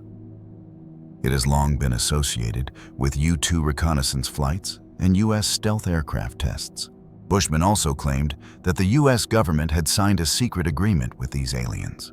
Moreover, public reports have indicated that many U.S. presidents themselves have witnessed UFOs, and this is not considered a secret. U.S. presidents and UFO encountered. According to the New York Post author Larry Holcomb, who spent 50 years researching UFOs, wrote a book titled The Presidents and UFOs: A Secret History from FDR to Obama. In it, he recounted UFO encounters involving several American presidents. His accounts were based on eyewitness testimonies, interviews, and authenticated leaked documents. The book states that in October 1969, outside a Lions Club's international meeting in Leary, Georgia, President Jimmy Carter, along with several others, saw a strange light in the western sky. Carter later recalled that someone said, "Look to the west." He looked and saw a brilliant white light. The light moved closer, stopped, then suddenly changed to blue, then red, and then back to white. Carter believed it was a UFO, though he did not think there were aliens inside. President Carter believed it was a UFO, but he did not think there were aliens inside. According to UFO researchers, Ronald Reagan was perhaps the U.S. president who most openly supported the existence of UFOs and extraterrestrials in history, Holcomb wrote in his book. In 1974, while serving as governor of California, Reagan and several others were on a flight when they saw a beam of light suddenly shoot into the sky at great speed at a 45-degree angle. Years later, Bill Painter, the pilot on that flight, was asked whether he thought President Reagan truly believed in UFOs. He replied, "How could he not believe after what we all witnessed that night?" The book also noted that Reagan had such a strong fascination with UFOs that his aides had to work very hard to restrain his enthusiasm. The book also recounts a story shared by actress Shirley MacLaine, which she had heard from the famous comedian Lucille Ball. On the way to a dinner party, the car carrying President Reagan and his wife Nancy was reportedly stopped by a UFO that landed on the ground. From within the craft, an extraterrestrial being emerged and communicated with Reagan through telepathy. The message it delivered was both simple and strange: leave the world of entertainment and enter politics. According to two witnesses at the party that night, Lucille Ball and Steve Allen, when Reagan and his wife finally arrived, they appeared visibly shaken. Reagan confided that he had just encountered a UFO. And indeed, the message was uncanny because before his political career, Reagan had been a well-known film and television actor. But Reagan was by no means the only U.S. president who believed in UFOs. According to former Pentagon consultant Timothy Good, President Dwight D. Eisenhower had 3 secret meetings with extraterrestrials. Good claimed that in 1954, the 34th President of the United States met with alien beings at an Air Force base in New Mexico. Eisenhower and FBI officials are said to have arranged the encounters through telepathic messages. In total, 3 meetings took place at Holloman Air Force Base, reportedly witnessed by many. Holcomb also cited a leaked document from 1942, recording a conversation between General George Marshall and President Franklin Roosevelt. Discussing a sighting of strange aircraft, Marshall reportedly said, "They are not from Earth, and according to secret intelligence sources, they are most likely extraterrestrial in origin." Even more astonishing, some have suggested that aliens may have played a role in one of the greatest mysteries of the 20th century, the assassination of President John F. Kennedy. Kennedy was said to have requested access to UFO files from the CIA, concerned that unidentified flying objects might be mistaken by the US or the Soviet Union as a nuclear attack. He was even believed to have discussed the issue with Soviet leader Nikita Khrushchev.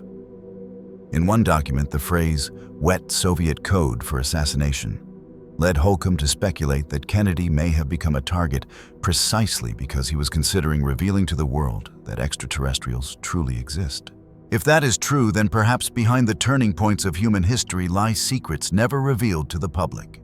And the most pressing question still remains: do the great powers of the world already hold the truth about UFOs and extraterrestrials, but choose to keep it hidden even to this day? Evidence of UFOs and the secret S4 base. When people speak of America's deepest secrets, most think of Area 51. But few realize that hidden within that same desert lies another facility, smaller, rarely mentioned, yet tied to some of the most astonishing testimonies ever told. That place is known as S4. The first information about it did not come from newspapers or the government, but from a single man, Bob Lazar. He is considered the first whistleblower to publicly reveal things the world had never heard about UFOs and S4. In one account, Lazar recalled being escorted by guards down a long corridor. He was ordered to keep his head down the entire way. But as they passed a closed room, he suddenly felt a powerful urge to look up. And in that fleeting moment, he claimed to have seen a small figure with a large head, a gray being standing between 2 men in white lab coats. Almost immediately, a guard shouted at him to lower his head again. Lazar later said this was his only glimpse of a non-human entity at S4. Who it was, what it was doing there, or what role it played, he had no idea. Nearly 10 years later, another witness stepped forward, Bill Uhouse, a retired aerospace engineer. He revealed that he had worked on developing a flight simulator for disc-shaped craft at S4. Uhouse said that the top authority in the project was not human at all, but a being from the race commonly known as the Greys. Officially, the government referred to them as extraterrestrial biological entities, or EBEs. The entity Uhouse spoke of was known by a code name, J-Rod. To understand why it was called J-Rod, we must go back to one of the lesser-known UFO crashes, the Kingman incident of 1953. The Kingman crash, 1953. When UFO crashes are mentioned, Roswell in 1947 usually comes first. But according to Preston Dennett, author of UFOs over Arizona, The True History of Alien Encounters, the Kingman crash is one of the best documented cases ever recorded. On May 21, 1953, about 8 miles northeast of Kingman Airport in Arizona, a saucer-shaped craft crashed in the desert. The U.S. military quickly sealed off the site and sent around 40 scientists to investigate.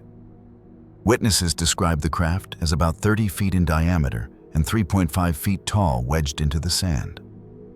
Under military floodlights, it shimmered silver, like polished aluminum oval, in shape with small windows along its side. The craft was soon transported either to Area 51 in Nevada or to Wright-Patterson Air Force Base in Ohio. Arthur Stansel, an engineer involved in the recovery, carried out measurements and calculations. His conclusion was shocking.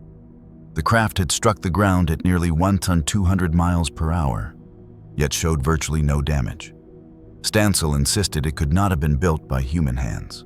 Leonard Stringfield, a metallurgist also present, spent 2 days analyzing the materials and reached the same conclusion: the technology was not of earthly origin. Even more astounding, the military reportedly found small gray beings inside the craft. Stringfield claimed he personally saw one of them, about 4 feet tall, dressed in a silver suit, being held under guard in a military tent near the crash site. Other witnesses said there were between 2 and 4 beings recovered. Bill Uhouse later revealed that some of these Greys were badly injured and died, but 2 survived. One of them, he said, was the entity later known as J-Rod, taken to the S-4 base at Area 51. At first, the U.S. military had no way to communicate with it. They attempted to show J-Rod a series of cards with different symbols, some resembling letters, others simple geometric shapes. The first symbol J-Rod pointed to looked like the letter J. The second was a straight bar similar to a rod. And so the entity was given its code name, J-Rod. At S4, J-Rod was assigned to the Disk Simulator project. It lived alone on the 5th level of the facility inside a sterile dome-shaped chamber built specifically for it. The atmosphere inside was a mixture of nitrogen and oxygen, with about 5% hydrogen carefully adjusted to recreate the most suitable environment for J-Rod. Among all the whistleblowers, the one who became closest to J-Rod was Dr. Dan Burish, a microbiologist. His task was to enter the sterile dome and provide medical treatment for J-Rod. The alien suffered from a neurological disorder linked to genetic defects, and so Burish had to use a device called the PINS gun, short for Pressurized Induction Needle System, to inject a special compound into its body. Burish explained that at the end of the PINS device, there was a pneumatic drive and a small cartridge loaded into the barrel.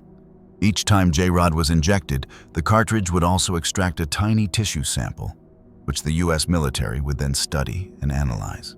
Whenever Burish went in, he carried a metal case holding the injection system and vials of medication. He had to undergo strict sterilization procedures and wear a full spacesuit. The first time he dressed this way, he recalls feeling annoyed, as if it were unnecessary. It's just collecting a sample, how dangerous could it be, he thought. But suddenly a voice echoed inside his mind, as if answering his very thought, isn't that so? How dangerous could it be? Burish was stunned. When he finally saw J-Rod, he froze. Inside the sterile dome stood a small, dark figure. At first glance, he thought it was some kind of monkey. But as he stepped closer, he realized, what is this? It's no monkey, but something I have never seen before. And again the same voice whispered in his mind. Burish gasped. Could it be? Was this being speaking to him without moving its mouth? Fear gripped him, yet he took another step forward. And there J-Rod stood, smiling at him. That smile, Burish later said, filled him not with comfort, but with a deep and almost unbearable fear. So what did J-Rod look like through Dan Burish's eyes?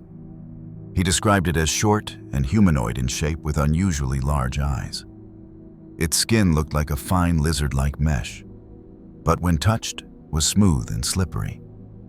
Burish's sketches of J-Rod closely matched those made by engineer Bill Uhouse years earlier, the only difference being that Burish depicted it without clothing. Their overlapping testimonies seemed to reinforce each other.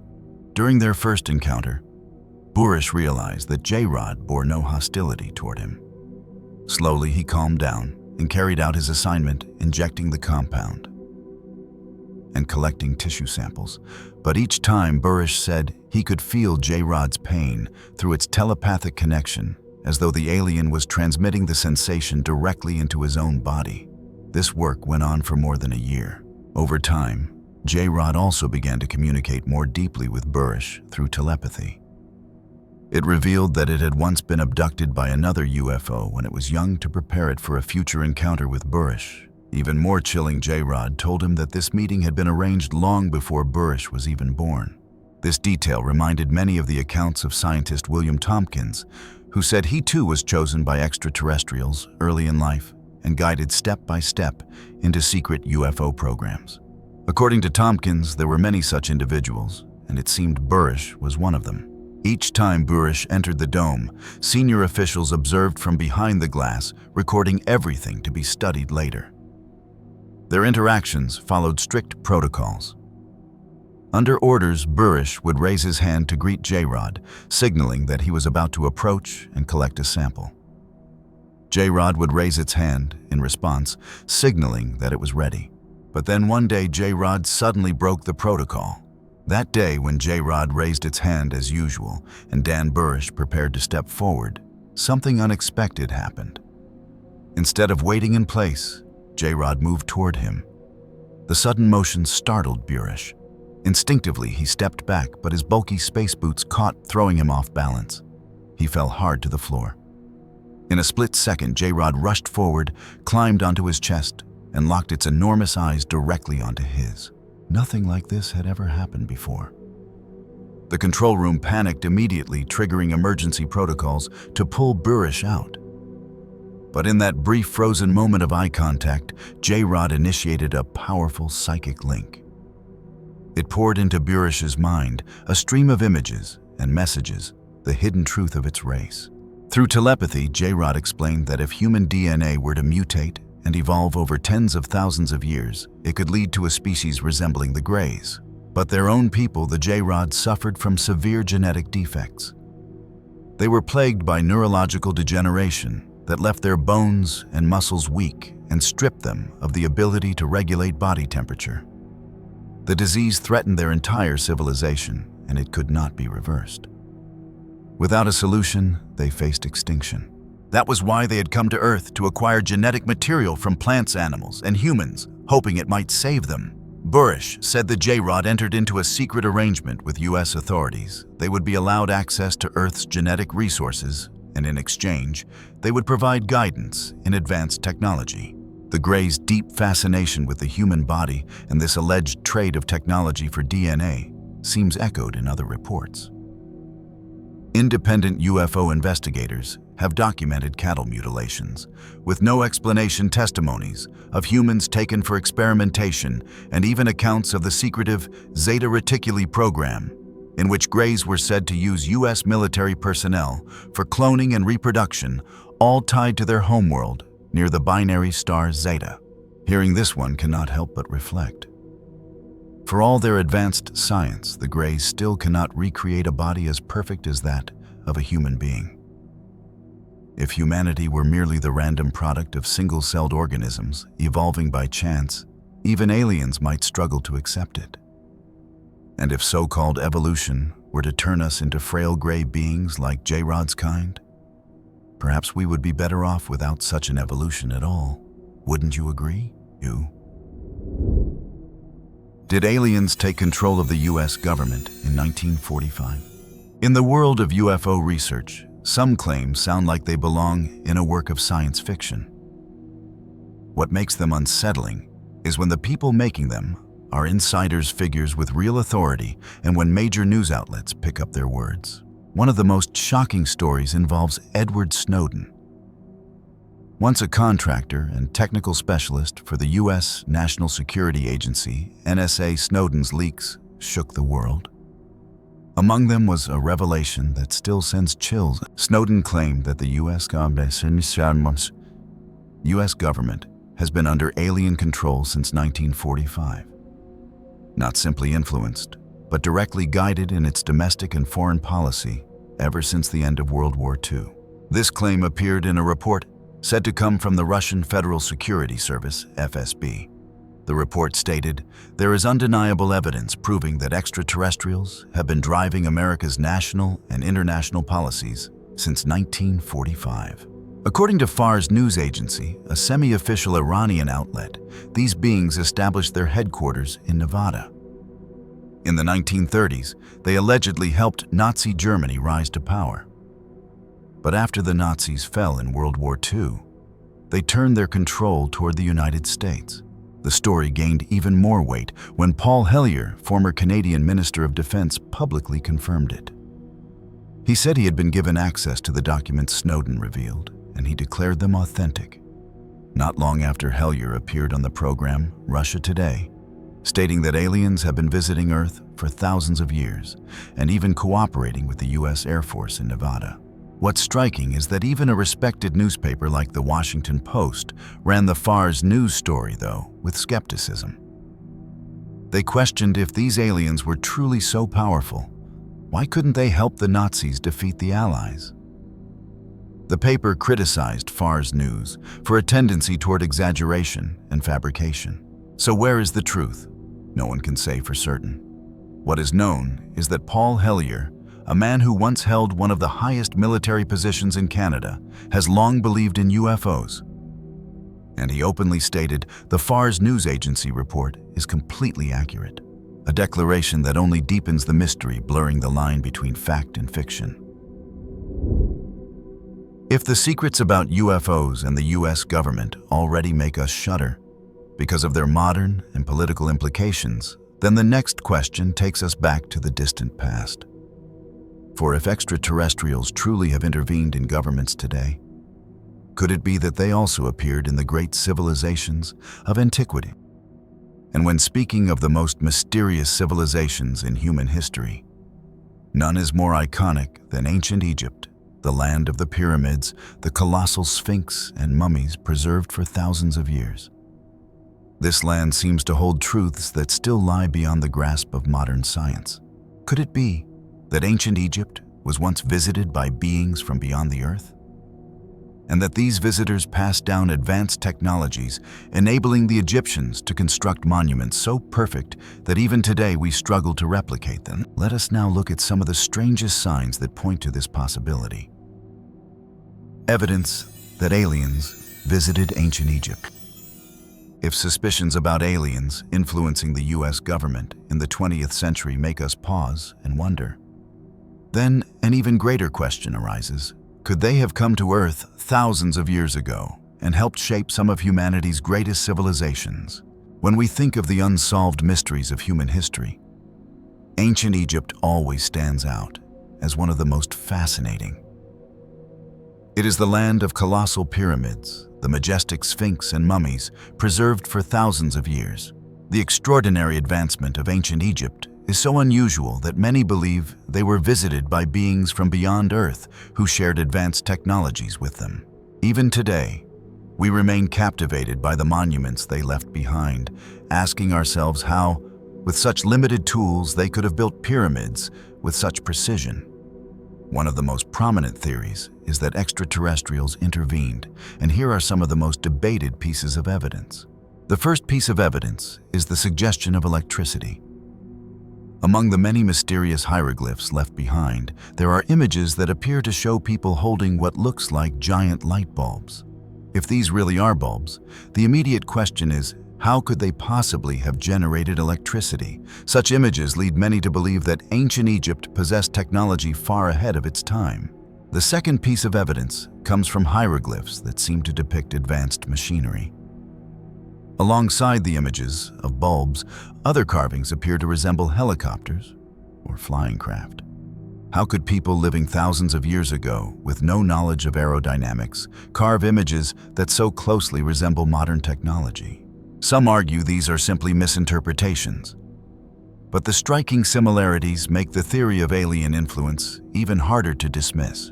The third piece of evidence is found in ancient coins.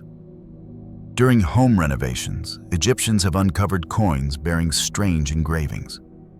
Some show faces that look eerily like extraterrestrials, while others depict shapes resembling spacecraft.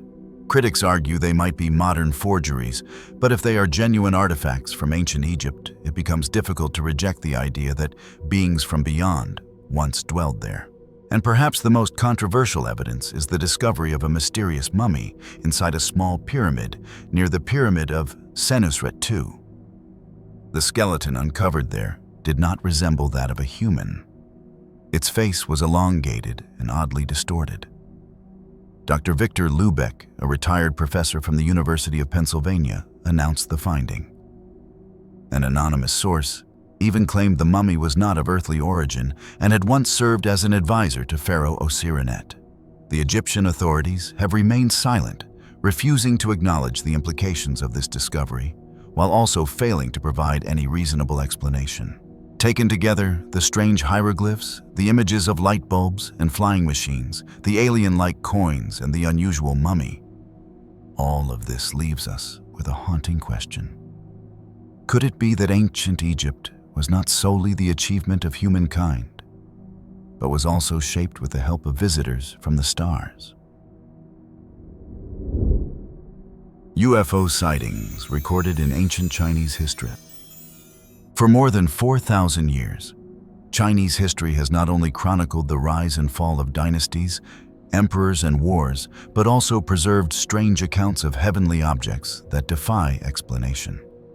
These stories are not just folk legends, they appear in respected classical texts and official records, such as Zhuangzi, the classic of mountains and seas, Shanhai Jing, the 24 histories, Dream Pool essays, Mengxi Bitan, and local chronicles. For modern UFO researchers, these are regarded as ancient evidence worthy of serious attention. One striking event occurred during the Ming Dynasty. Chronicles from Kaohsiung in Guangdong Province record that on the night of December 3, 1577, townspeople witnessed a luminous object appear in the sky. It had a long tail that spun like a wheel and shone so brightly that the entire night sky lit up. Strangely, the phenomenon lasted for more than 2 hours. Some believed it to be a comet, others thought it was a celestial omen. But comets usually streak quickly across the sky, while this object hovered glowing steadily.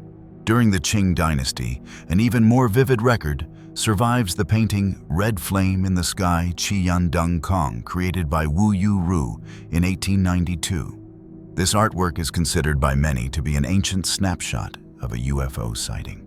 The painting depicts hundreds of people crowding onto Vermilion Bird Bridge in the city of Nanjing, all gazing upward at a strange red object in the southern sky. Wu left a detailed note at 8:00 p.m. On September 28th, a bright crimson object appeared, shaped like a giant egg moving slowly eastward. It was so clear that everyone could see it, causing the crowd to jostle and press forward for a better view. The description puzzles scholars even today. If it were a meteor, why did it move so slowly and linger for so long?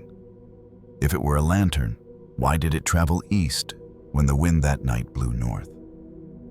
An elderly eyewitness recalled hearing a faint sound, almost like a whisper, when the object first appeared. He believed it rose into the sky from the southern outskirts of Nanjing. What makes this account remarkable is that in 1892, the very terms flying saucer or UFO did not even exist. Yet Wu Yuru's painting captured a scene that looks astonishingly similar to modern descriptions of UFO sightings. From the Ming Dynasty's written records to the Qing Dynasty's visual evidence history seems to preserve echoes of something beyond human understanding. These accounts raise an unsettling question. Was the sky above ancient China also visited by travelers from the stars? And if so, were they simply observers, or did they play a deeper role in humanity's story? UFO sightings in ancient Greece. If Egypt left us with its mysterious pyramids and China recorded blazing red fires crossing the sky, then ancient Greece too was no stranger to accounts of strange objects appearing above the earth. In Homer's timeless epics, the Iliad and the Odyssey 8th century BC, often regarded as myth, there are passages that sound strikingly unusual. Homer wrote of Zeus and Athena descending from the heavens on chariots of light, their brilliance so intense it illuminated entire battlefields, accompanied by thunderous sounds. To modern readers, these descriptions sound far closer to massive aerial craft with powerful energy than to mere poetic symbolism. Herodotus, known as the father of history, 5th century BC, recorded another strange occurrence during one battle. Pillars of light descended from the sky, terrifying the soldiers and forcing them to flee. If this were a natural celestial phenomenon, why did it appear at the precise moment two armies clashed? Could some unseen force have intervened from above? Plutarch, the Greek-born Roman historian, 1st century AD, wrote in Life of Romulus about the sudden appearance of a giant ball of fire in the heavens. It moved slowly, shifting colors from red to yellow to green before vanishing. Astronomers have since noted that such a phenomenon could not have been a comet or meteor. Perhaps the most famous event occurred under Alexander the Great in 329 BC. As he led his army across the Indus River, his soldiers reportedly saw silver shields flying overhead. These objects moved at astonishing speed before disappearing into the sky. Later, Roman historians recorded the same account, interpreting it as a divine omen. Yet viewed through the lens of modern UFO research, the parallels are undeniable. The philosopher Seneca, 1st century AD, in his work Naturales Questiones, described round glowing orbs that hovered in the sky for several days. Unlike meteors, which flash only for an instant, or comets, which last for hours, these orbs remain suspended, defying natural explanation. From Homer, Herodotus, and Plutarch to Alexander the Great and Seneca, the testimonies span centuries. They are not isolated tales, but part of a continuous thread. And when placed alongside the evidence from Egypt and China, they reveal a larger pattern across East and West humanity's earliest civilizations, all recorded signs of visitors from the heavens. Could it be that mankind, even in the ancient world, was never truly alone? And when these beings appeared on battlefields during sacred rites or in the night skies, what message were they leaving for humanity? UFOs in ancient Indian civilization. After exploring Egypt and Greece, it would be incomplete not to mention ancient India, one of the richest sources of stories about mysterious flying chariots. In the two great epics, the Mahabharata and the Ramayana, there are countless references to extraordinary vehicles called vimana. According to the descriptions, vimanas were not primitive chariots pulled by horses, but advanced crafts that could ascend straight into the sky, travel among the stars, and even journey into outer space. In the Ramayana, the vimana of the demon king Ravana is described as a flying palace, with multiple levels, rooms inside, and the ability to soar at incredible speeds. One passage reads, "The vimana shone brightly, vast as a city in the sky. It flew as swiftly as the wind and could carry people anywhere at any time." This description has led many modern scholars to compare it more to a spacecraft than to a mythical chariot.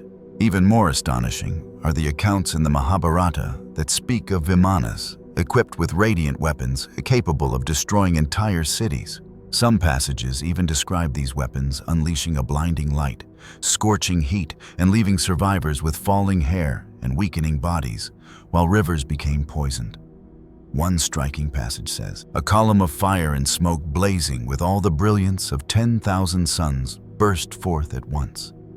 Bodies were burned, hair and nails fell out, pottery shattered without being touched, and the waters of the river boiled and became poisoned." The imagery is eerily reminiscent of a nuclear explosion. It is hard to believe that a civilization thousands of years ago could imagine such details without having witnessed or experienced something extraordinary. In addition, another text known as the Vaimanika Shastra, said to be copied from an earlier manuscript, contains technical details about how vimanas operated. It describes vimanas as being powered by a special radiant energy, equipped with systems to counter storms and turbulence, and capable of flying from one continent to another in just a few hours. Another passage even claims they could ascend to other planets. Placed alongside modern descriptions of UFOs, the similarities are truly remarkable. Witnesses of UFOs today often speak of circular or cylindrical craft glowing with light, spinning as they move, able to change direction abruptly and making no sound of engines. Ancient Indian texts, in their own words, seem to describe the very same phenomena, while many modern scholars argue that some of these texts were written or compiled much later. It does not change the fact that the concept of flying machines was deeply embedded in Indian civilization thousands of years ago. Today, when we compare these ancient accounts with reports of UFOs, disks of light, unexplained propulsion, impossible flight paths, it becomes difficult to dismiss the possibility that ancient India may indeed have witnessed technologies not of this earth. And so the question lingers. How could people living thousands of years ago imagine such detailed concepts of spacecraft and devastating weapons? Could it be that they truly encountered an extraterrestrial technology, and that Vimanas were their way of describing it, using the language and knowledge of their time? If the epic scriptures could still be dismissed as myths or allegories, archaeology presents us with a more tangible layer of evidence that is far harder to ignore. The 10,000-year-old cave paintings in India depict mysterious beings resembling extraterrestrials and disc-shaped UFOs. Dated to at least 10,000 years ago, these strange artworks found in the Chhattisgarh region not only show humans, animals, and scenes of daily life from around 8,000 BC, but also portray creatures like kangaroos and giraffes, animals that are not native to India. Yet the most astonishing detail is the imagery of alien-like figures standing beside disc-shaped flying objects. Many believe these are authentic records of ancient encounters with extraterrestrials, as reported by ancient code. Of course, some scholars remain cautious, suggesting they could simply be symbolic or artistic expressions. But local villagers and even certain researchers insist that this possibility cannot be ruled out. UFOs in ancient Japanese records. The mystery of Utsuro-bune in 1803. If the 10,000-year-old cave paintings in India left us puzzled, Japan also preserves a tale no less strange.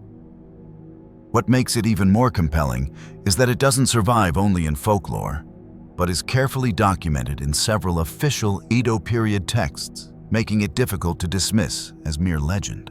The story begins in 1803 along the coast of Hitachi in eastern Japan. Local fishermen spotted a mysterious object drifting ashore. They called it Utsuro-bune, meaning the hollow ship. According to three ancient texts, Toen Shosetsu, 1825, Hyoryu Kishu, 1835, and Ume no Chiri, 1844. The Utsuro-bune looked like a giant wooden barrel crafted from steel and glass with transparent windows large enough to hold a person. When the fishermen peered inside, they found strange inscriptions etched along the inner walls, symbols and characters that no one could decipher. But the most shocking discovery was the woman inside the vessel. She was described as having unusual facial features, bright red hair, and strange clothing unlike anything seen in Japan at the time. She clutched a mysterious box tightly to her chest and never let it out of her hands. The villagers tried to communicate, but she didn't understand their language. She simply held onto the box in silence. Some argue this was nothing more than an embellished tale.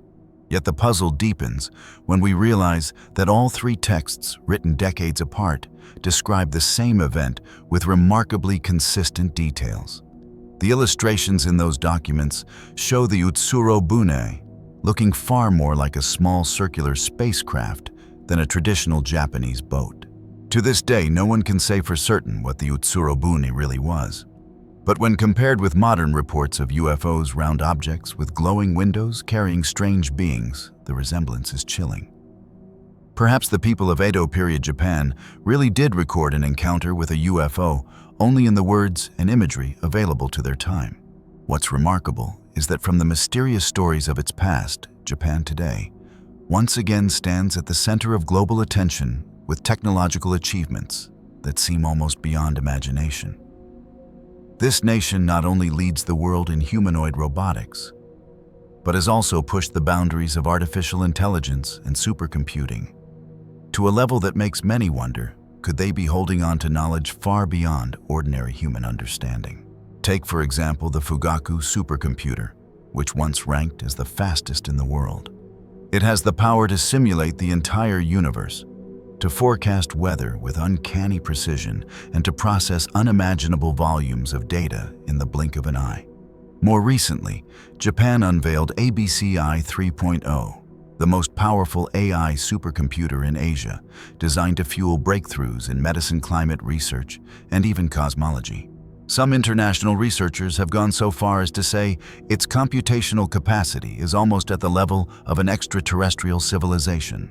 Adding to the mystery, Japanese culture has long embraced a concept called techno-animism, the belief that even technology and machines possess a spirit of their own. This worldview only deepens the intrigue surrounding their rapid innovations, leading many to ask, could some of these inventions actually be borrowed from alien technology? And perhaps it's no coincidence that Japan is home to an entire town known as the home of aliens.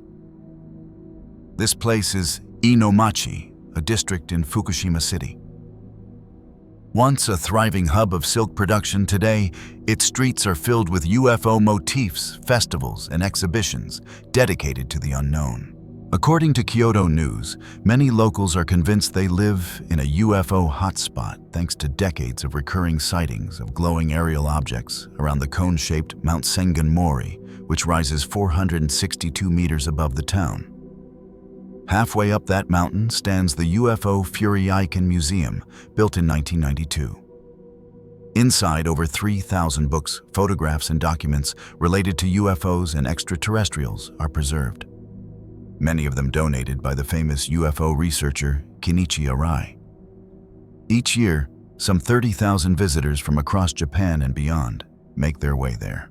In 2022, to celebrate the museum's 30th anniversary, the town hosted its very first UFO festival. Participants dressed as aliens paraded through the streets, transforming Inomachi into a surreal stage for those captivated by cosmic mysteries.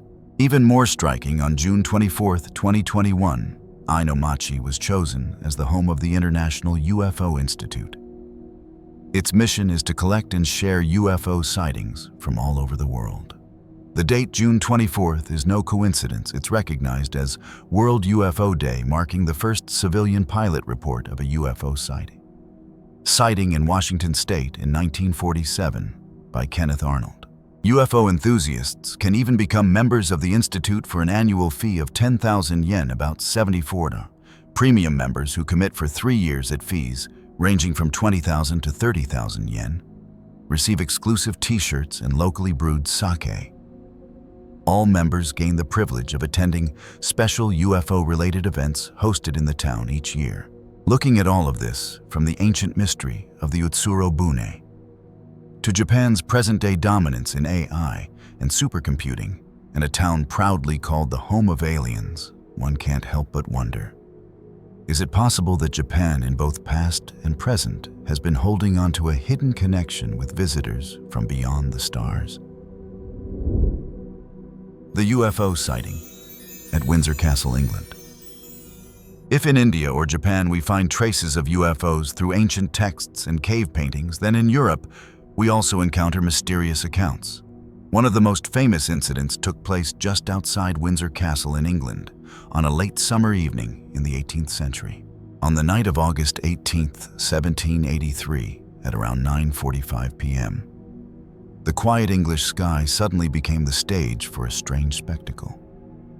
4 witnesses standing outside Windsor Castle all reported seeing an unusual object moving across the horizon. According to their accounts, it was a glowing orb, shrouded in a thin veil of cloud. At first it appeared only as a faint bluish light hovering in the distance. But then it suddenly stopped in mid-air. In that instant, its glow intensified, radiating so brightly that it illuminated the fields and the ancient stone walls of Windsor Castle below. The orb did not remain still for long. It began drifting eastward, then abruptly changed direction as if it were navigating its path with intent. Eventually, the object was last seen southeast of the castle before vanishing into the night sky. What makes this event remarkable is that it was not simply passed down as folklore or rumor. It was formally recorded and published in Philosophical Transactions of the Royal Society, the scientific journal of Britain's Royal Society. Among the witnesses was a distinguished figure, Thomas Sandby, co-founder of the Royal Academy of Arts, along with his brother. Sandby sketched the scene, leaving posterity one of the earliest visual records of a UFO sighting in European history. His drawing clearly depicts the radiant orb with clouds swirling inside it, suspended above Windsor, its brilliant light spreading across the landscape. To this day, researchers remain divided. Was it a rare atmospheric phenomenon, a meteor, or one of the earliest documented cases of a UFO in Britain? One thing is certain: on that summer night in 1783, the skies over Windsor became the stage for a mysterious display, one that those present could never forget. The UFO battle in medieval Nuremberg. If Windsor Castle gave us one of the earliest artistic depictions of a UFO sighting, then the German city of Nuremberg preserves perhaps the most dramatic account in all of medieval Europe, what many call the UFO Battle of 1561. On the morning of April 14th, 1561, the citizens of Nuremberg awoke to a terrifying spectacle in the skies above their city. According to Hans Glaser, a German journalist who personally witnessed and recorded the event, the heavens were suddenly filled with an astonishing number of mysterious objects. The sky was said to be crowded with shapes of every kind: spheres, crosses, tubes, and rods of various sizes. Many glowed a fiery red. Others shone white, black, or gray. Among them, Glaser described seeing a large round ball the color of blood alongside another orb, resembling molten iron, half gray, half black. Around these hovered long spear-like shapes, dark and massive, pointing east and west, as if part of an organized army. The objects did not merely appear and vanish. Witnesses claimed they began to engage in what looked like a battle, darting back and forth across the heavens. Some collided violently, others seemed to chase each other, while still more would break apart, scattering sparks of light like arrows. Eventually, after what seemed like hours of this chaotic display, many of the objects fell to the ground outside the city. At those impact sites, residents reported seeing immense columns of smoke rising into the sky, as if the earth itself had been scorched by fire from above. Hans Glaser documented the entire event in a woodcut print, a striking image still preserved today. The woodcut shows dozens of strange aerial shapes filling the sky, with terrified townspeople gazing upward, shielding their eyes from the blinding light. Historians have debated the meaning of this account for centuries. Was it a mass sighting of a celestial phenomenon, such as parhelia or atmospheric optics? Or was it, as some ufologists suggest, a genuine record of an aerial battle between unknown flying craft witnessed by an entire medieval city? Whatever the explanation, the Nuremberg incident remains one of the most vivid and mysterious entries in the long history of UFO sightings. For the people of 16th century Germany, it must have felt like the heavens themselves had erupted into war. The UFO battle over Basel, Sicily. Only 5 years after the celestial battle in Nuremberg, the skies over Basel, Switzerland, were said to erupt in yet another extraordinary spectacle. It was August of 1566. Early morning hours, when citizens looked up and saw something they could scarcely believe. According to chroniclers of the time, the sun appeared blood red as strange dark spheres began to dart across its face. These objects, described as large black globes, moved with incredible speed, flying in and out of the sun, maneuvering as if they were under intelligent control. Witnesses reported that dozens of these spheres engaged in a furious display, colliding with each other, circling, and sometimes seeming to merge before breaking apart again. The chroniclers wrote that the battle lasted for hours, leaving the people of Basel trembling with fear, wondering if it was a divine omen or a war between beings not of this earth. An illustration from the Basel Gazette shows the scene clearly. Round black shapes swarming across the sky, some radiating light, others plunging downward as if defeated. The account specifically notes that many of them became fiery and red, soon wasting away and vanishing. The similarities to the Nuremberg incident are striking. In both cases, entire cities reported witnessing aerial battles involving spheres, rods, and strange lights. In both, the skies were described as filled with unnatural color red suns, glowing shapes, and smoke-like clouds rising after the objects disappeared. Modern historians often suggest these were natural phenomena, solar halos, parhelia, or mass hallucinations. But when you place the two events side by side, recorded just a few years apart in different countries, the picture becomes harder to dismiss. For UFO researchers, Nuremberg and Basel stand together as some of the earliest and most compelling mass sightings in European history. To the people of the 16th century, they were omens from heaven. To us today, they look eerily like the descriptions of UFO encounters and aerial dogfights we still hear about in the modern era. UFOs in Aztec codices and chronicles. While Europe was recording strange aerial battles in the 1500s across the Atlantic, another civilization was also watching the skies with awe and fear: the Aztecs of central Mexico. Aztec codices, those painted manuscripts that survive as windows into their world, contain mysterious images that modern researchers interpret as possible depictions of unidentified flying objects. Some illustrations show bright disc-like shapes in the heavens, often accompanied by flames, rays of light, or smoke trails. To the Aztecs, these were understood as omens from the gods, warning of upheaval or the fall of empires. One striking record comes from Codex Telleriano-Ramensis, which describes a flaming object crossing the sky before the Spanish conquest. Chroniclers noted that people gathered in the plazas to watch it blaze overhead, leaving behind trails of fire. The phenomenon terrified the Aztec priests, who declared it a sign that the old order was coming to an end. Even the famous historian Fray Bernardino de Sahagún, who interviewed Aztec elders after the conquest, wrote about a fiery banner in the heavens seen above Tenochtitlan. According to their testimony, it hovered for a long time, glowing in the night sky before disappearing suddenly. To the people of the time, it was a prophecy of catastrophe. Modern eyes, however, read these passages differently. The description of a luminous disk lingering in the sky for hours, leaving a fiery trail, bears a curious resemblance to modern UFO sightings. Unlike meteors, which vanish in seconds, the Aztec chronicles emphasize how long these objects remained visible long enough for crowds to gather and priests to declare omens. Other texts compiled in the Florentine Codex describe 8 ominous signs before the Spanish invasion. Among them, a column of fire blazing in the sky for months, and a radiant star-like object so bright it turned night into day.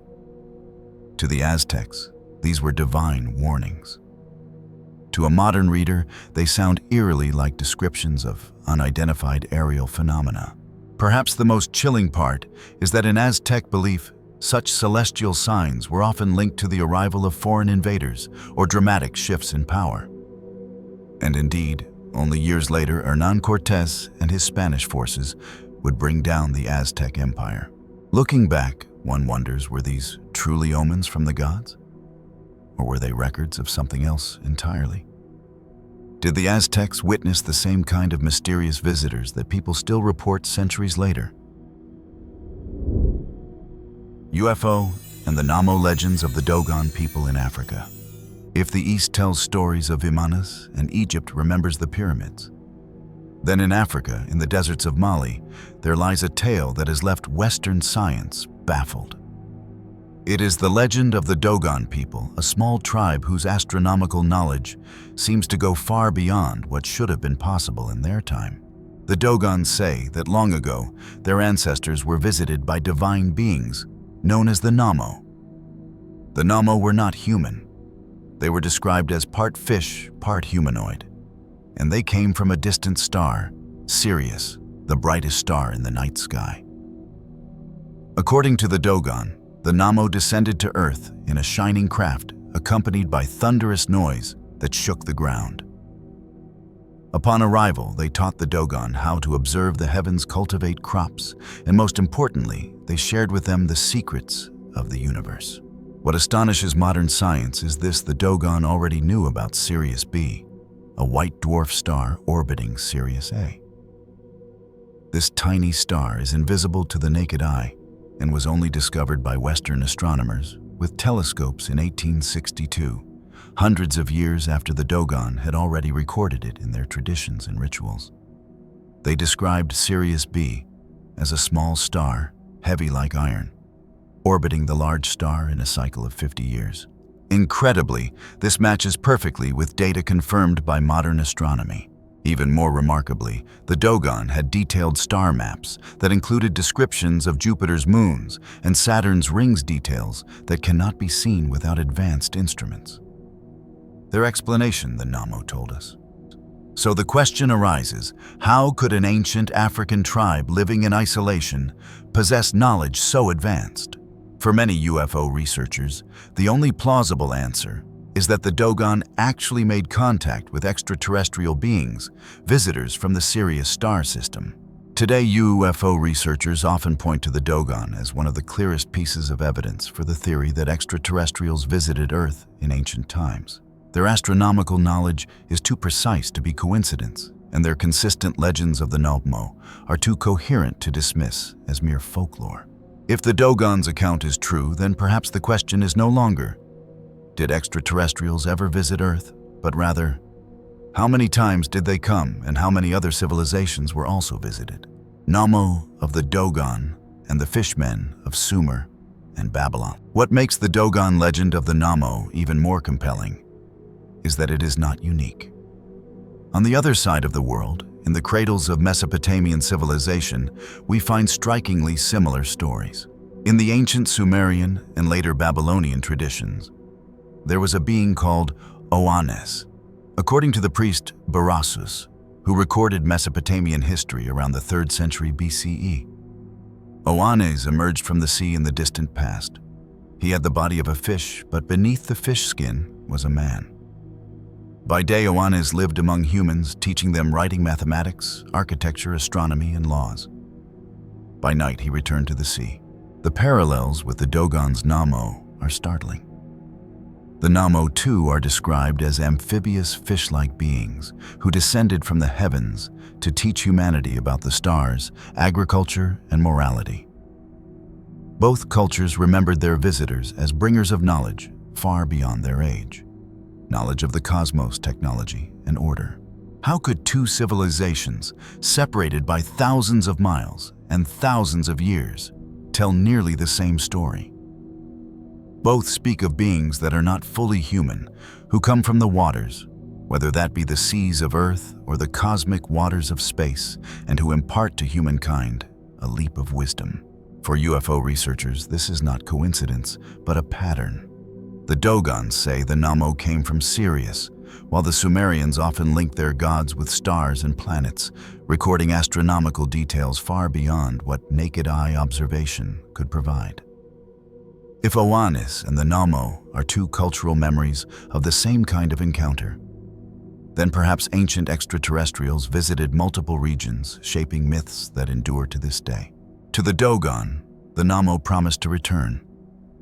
To the Sumerians, Oannes was the first of a series of amphibious fishmen who appeared across generations. Both left humanity with the sense that their knowledge and power were not of this earth. Nazca lines in Peru, an airport for aliens. If the Dogon people of Africa preserved legends about visitors from Sirius, then in South America, we find something far more tangible, the mysterious geoglyphs of the Nazca Desert in Peru. The Nazca lines are a vast collection of hundreds of massive drawings, etched into the ground covering tens of square kilometers across the dry highlands of southern Peru. These lines are astonishingly precise, forming figures of hummingbirds, monkeys, spiders, whales, and even abstract geometric patterns with nearly perfect symmetry. The most incredible part, the geoglyphs only make sense when viewed from above. Standing on the ground, they look like meaningless lines. But from the sky, they reveal complete and detailed images. This raises an unsettling question. Who created the Nazca lines, and how could they see the full picture without airplanes, hot air balloons, or satellites? Some archaeologists argue that the geoglyphs were religious offerings designed to be seen by the gods in the sky. The Nazca people may have hoped their deities would look down and bless them. But modern writers such as Erich von Däniken, author of Chariots of the Gods, proposed a far more radical theory. The Nazca lines were an airport for extraterrestrials. According to this idea, the long straight lines stretching for kilometers functioned as runways, while the animal figures and symbols acted as markers to guide spacecraft during landing. Indeed, many of the Nazca lines run parallel or intersect with astonishing precision, resembling the design of a primitive airfield. Naturally, this theory has sparked heated debate. Mainstream scholars reject the idea of a UFO landing strip, yet they still cannot fully explain the true purpose of the Nazca lines. Archaeologists can describe the method scraping away the reddish stones on the surface to reveal lighter soil beneath, but the questions of why and for whom these monumental designs were made remain unanswered. Today, the Nazca lines are a UNESCO World Heritage Site and continue to be one of archaeology's greatest mysteries. For UFO enthusiasts, however, they are more than ancient art. They are a clear sign that extraterrestrials once visited Earth and left their mark on the Peruvian desert. And the Nazca lines aren't alone. Across the globe, other ancient sites raise the same unsettling question.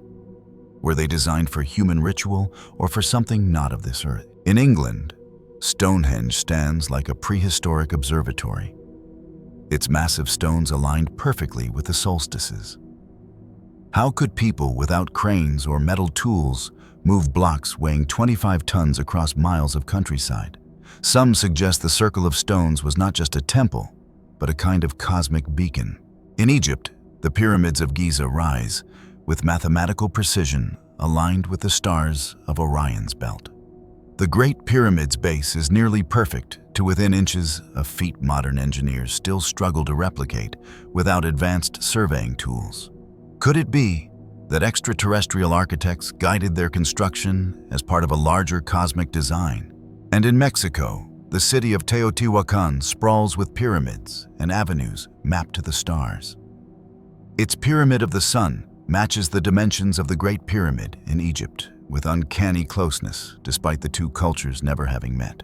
From Peru's desert lines to Britain's stone circles, from Egypt's pyramids to Mexico's ancient cities, a pattern emerges. Across time and continents, ancient civilizations built monuments that seem to point upward to the sky, to the stars, to something beyond themselves. Global geoglyphs, signs of ancient UFOs. If the Nazca lines in Peru have left scientists and archaeologists debating for centuries, the deeper we look, the clearer it becomes that this phenomenon is not unique. Across the world, from South America to Central Asia, from North America to Europe, ancient people left behind colossal ground drawings, geoglyphs that can only be truly appreciated from above. And the question echoes: why would civilizations with no knowledge of balloons, airplanes, or satellites create works visible only to observers in the sky? In Chile's Atacama Desert, one of the most striking geoglyphs is the Atacama Giant, a massive humanoid figure stretching 119 meters across. What astonishes researchers is its appearance. It resembles an ancient astronaut, complete with a headdress or device on its body, unlike any traditional attire. Drawn across a barren hillside, the Atacama Giant is only fully visible from high above, leading many UFO researchers to wonder, was this a message intended for watchers from the stars? South America is not alone. On the steppes of Kazakhstan, archaeologists have uncovered over 50 massive geoglyphs of various shapes: squares, triangles, even Celtic crosses. Strangely, these forms are only fully revealed through satellite imagery, meaning they were deliberately designed for viewers looking down from the sky. But how could people thousands of years ago, armed only with primitive tools, achieve such precision without the aid of an aerial perspective? In North America, the Blythe intaglios of California depict giant human figures etched into the desert floor, some stretching over 50 meters long. Native tribes describe them as the marks of gods who came from the sky. From an airplane, these shapes stand out vividly, almost as if they were created intentionally to signal an otherworldly presence. When we place these sites side by side, Nazca in Peru, Atacama, in Chile, Kazakhstan, in Central Asia, and Blythe in North America, one strange truth emerges across vastly different civilizations, separated by oceans and thousands of miles. Humans created massive images that only make sense when seen from the sky. Could this have been a kind of universal language, a way for our ancestors to communicate with visitors from beyond the stars? Or perhaps those very visitors guided humanity to build these colossal drawings, marking them as ancient UFO landing sites, giant stone monuments, ancient UFO landing pads.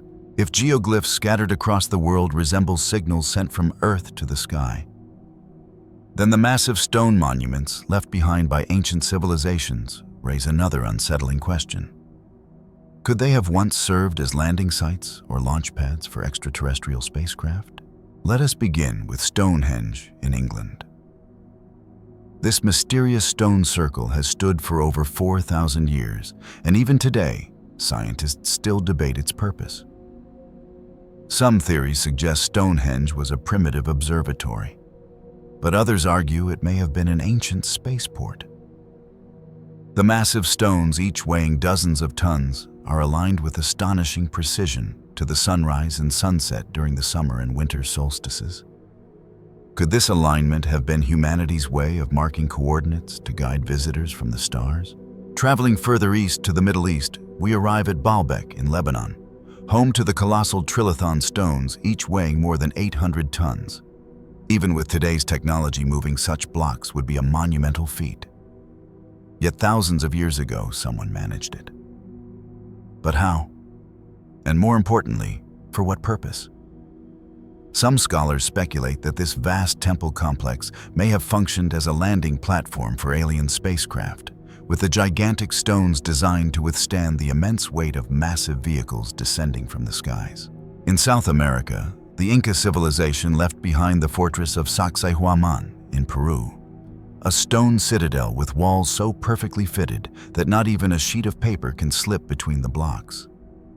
Some of the stones weigh up to 120 tons, carved into complex polygonal shapes and interlocked with such precision, it looks as if they were cut with lasers.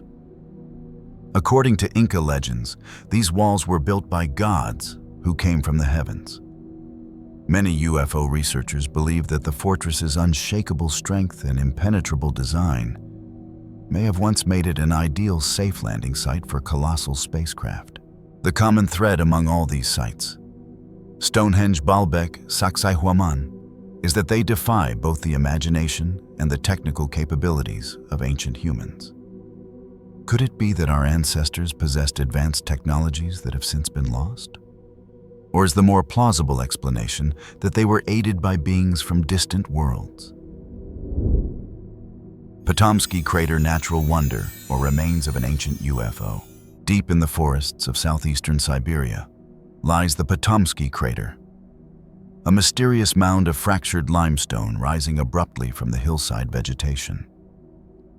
To this day, its true origin remains unidentified. In August 1949, during a geological mapping expedition in northern Irkutsk, a young geologist named Vadim Kolpakov stumbled upon something so strange that more than 6 decades later, scientists are still puzzled by it, the Patomskiy Crater. Local legends had long spoken of a place called the Fire Eagle's Nest, warning of illness, disappearances, and even death for those who ventured too close. Indeed, in 2005, the head of a scientific mission to the crater suddenly died nearby. Undeterred by such tales, Kolpakov climbed the hill and was stunned by what he saw. He later recalled, "The first time I saw the crater, I thought I'd gone mad from the heat. Truly, a structure of such bizarre shape, the size of a 25-story building with its top sliced off, standing in the middle of the forest. It was a shocking discovery. From a distance, it looked like a pile of mine slag, only white. At first, he thought there must be workers there. But in fact, no labor camp existed anywhere in the area. My second thought was that it might be an archaeological artifact. But the local Evenk and Yakut people, with all due respect, could not have built such stone pyramids since they lacked both the manpower and the scientific knowledge. As he approached, Kolpakov realized the mysterious mound was not man-made. It resembled a perfectly round volcanic crater 70 meters high. But volcanoes had not appeared in the Yakutia-Irkutsk border region for millions of years. And this crater looked relatively new. It lay on the slope of a pine-covered hill, but its sides and interior were bare, with no soil deposits yet carried in by wind. Even stranger, in the very center was a half-dome cavity about 15 meters across, a feature unknown even in extinct volcanoes. 70 years later, despite many expeditions, the origin of this strange stone formation on the Patom Plateau remains unsolved. Its base diameter is about 160 meters, its height about 40 meters, and within it rises a smaller mound, about 12 meters tall. Some propose a meteorite impact, others a volcanic explosion, or even a UFO crash. Yet no hypothesis has been conclusively proven. Based on tree growth near the site, the crater is estimated to be about 300 years old. And the trees themselves tell a peculiar story. Some grow unusually large and fast compared to surrounding vegetation. Scientists discovered anomalies in the growth rings of trees over 200 years old. Several toppled or broke around 1841 to 1842, their rings narrowing as they declined. Meanwhile, other nearby trees showed the opposite. Their rings widened dramatically starting in 1842, with accelerated growth lasting nearly 40 years before shrinking again. Viktor Voronin, professor of biological sciences and head of the laboratory at the Institute of Plant Physiology and Biochemistry in Siberia, who visited the crater and analyzed the findings, explained, "I know of only one similar case. After the Chernobyl disaster, radiation spurred rapid tree growth. Perhaps we are dealing with something similar here?" Yes, background radiation at the crater is low today. But maybe at some point short-lived radioactive isotopes suddenly appeared, then decayed, leaving radiation to fall back to natural levels. Since discovering the tree anomalies, Voronin and colleagues have conducted numerous experiments and analyses inside the crater. They concluded it may well be a unique type of volcano, the only one of its kind in this region. Yet Voronin admits, of course, there are still many oddities. There is no unified definitive conclusion. Together with geomorphologists, we decided this is simply the most plausible version. Interestingly, Voronin once speculated that perhaps a UFO with a nuclear-powered engine had crashed there. So what then is behind the giant trees and the mysterious mound? Are they the result of some rare natural phenomenon or something far stranger? These questions remain unanswered, keeping the Patomskiy crater one of the world's most compelling natural enigmas. From Patomskiy crater to the Tunguska event of 1908, when speaking of Siberia, one cannot ignore another mysterious incident: the Tunguska explosion of 1908. If Patomskiy crater baffles scientists because of its uncertain origins, Tunguska stands as the greatest enigma of the 20th century, regarding the possibility of extraterrestrial contact. On the morning of June 30th, 1908, a massive explosion shook the area near the Podkamenaya Tunguska River. The blast was estimated to have the force of 10 to 15 megatons of TNT, thousands of times stronger than the nuclear bomb dropped on Hiroshima. The shockwave flattened more than 80 million trees across an area of 2,000 square kilometers, and tremors were recorded as far away as Europe. What makes it even stranger is that no impact crater has ever been found.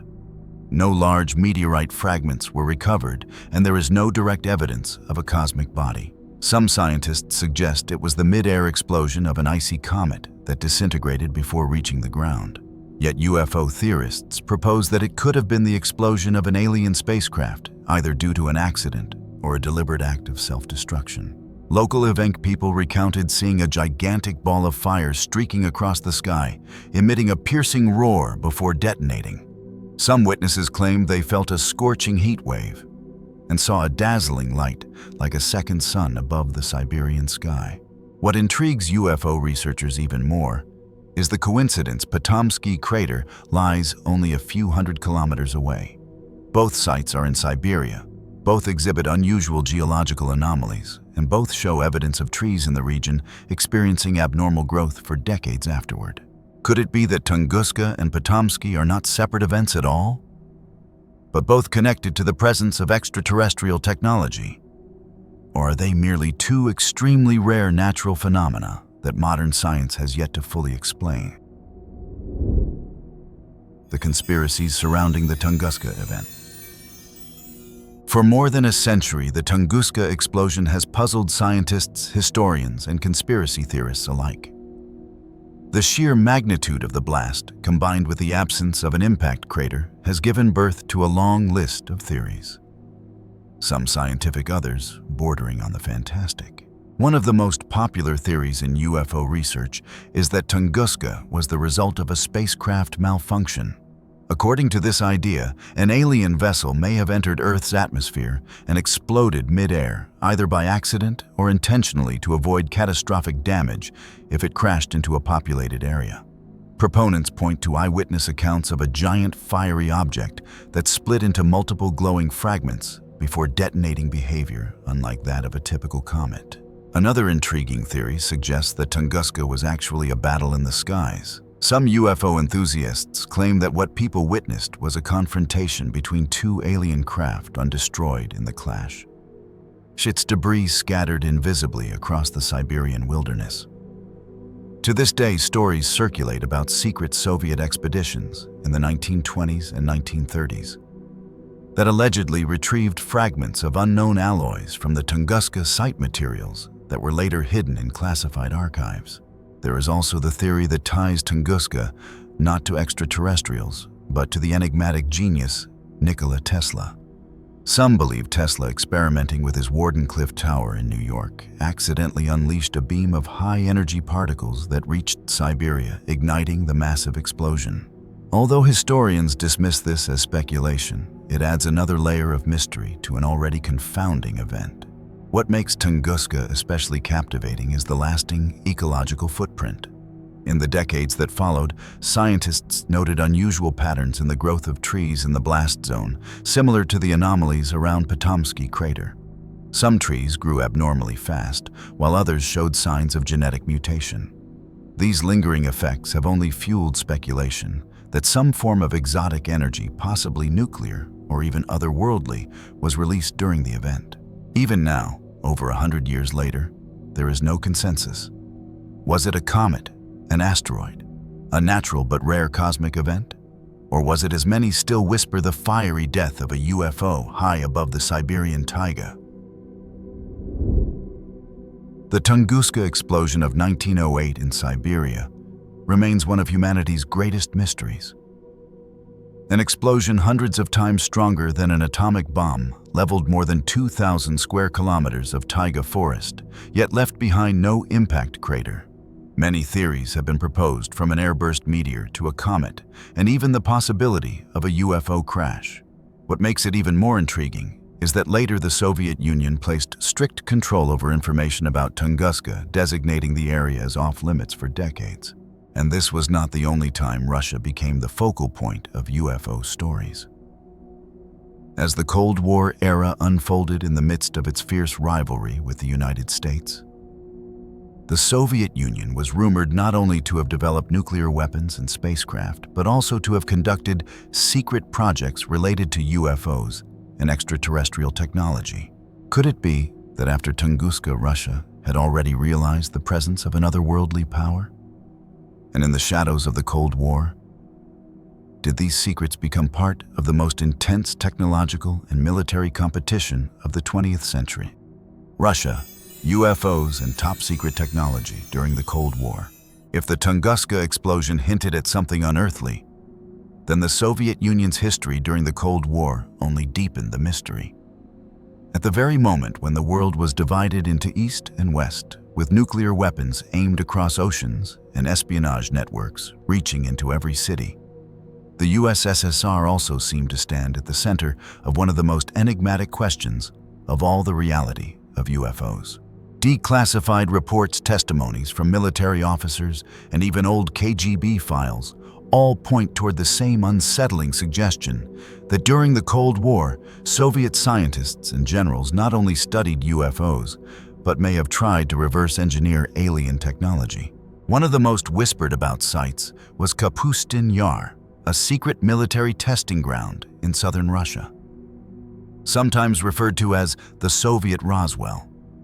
This base was said to have housed UFO debris and even recovered bodies from crashes. Witnesses described strange glowing discs hovering above the facility, pursued by fighter jets, with some pilots later claiming their aircraft instruments failed mysteriously during encounters. Western intelligence was so alarmed by the rumors that even the CIA monitored Kapustin Yar, closely suspecting the Soviets might have obtained technology not of this earth. Then there are the chilling accounts from Petrozavodsk, 1977, when thousands of people across northern Russia reported seeing a giant glowing jellyfish in the sky. It emitted beams of light that seemed to pierce the ground, leaving residents terrified. The Soviet Academy of Sciences had no explanation, but the incident was quietly classified, fueling speculation that Moscow knew far more than it admitted. KGB documents that surfaced in the 1990s after the fall of the USSR contained detailed case files, glowing spheres disabling missile systems, cigar-shaped craft hovering over nuclear bases, and encounters where entire military squads reported the same phenomenon. In one famous case near Voronezh in 1989, multiple schoolchildren and adults swore they saw a massive UFO land in a park and tall beings emerge from it. Soviet media even reported on it, something unheard of in such a tightly controlled system. What made these encounters especially alarming to both Soviet and American leaders was their connection to nuclear weapons. There are now multiple testimonies from former officers that UFOs seem to deliberately interfere with missile silos, temporarily shutting them down or reprogramming targeting systems. To some, this was a warning from beyond, a reminder that Earth's most destructive weapons could be rendered useless in the presence of a higher intelligence. As the Cold War raged on, whispers spread among intelligence agencies worldwide. Were the Soviets secretly working with alien technology? Or were UFOs deliberately choosing to appear in places where humanity's destructive power was greatest, as if to monitor or contain us? When the Soviet Union collapsed, many of its secrets crumbled with it. Some documents were destroyed, others locked away. But enough fragments escaped into the public domain to give us a chilling glimpse. From Kapustin Yar to the KGB UFO files, Russia's Cold War history suggests that the UFO mystery was not just an American obsession. It was a global one, entangled with the highest stakes of survival in the nuclear age. So the question lingers during those tense decades. When the world stood on the brink of nuclear war, did another power, not American, not Soviet, but something beyond Earth, quietly watch over us? And so, we have journeyed together through a long path from the writings in the Bible to the myths of Egypt, Greece, India, and China, to the traces left on deserts and deep forests. Stories of UFOs and visitors from beyond Earth have followed humanity for thousands of years, from ancient manuscripts to legends, from faded drawings to modern-day encounters. Perhaps all of this was only the way our ancestors tried to describe what was far beyond their understanding.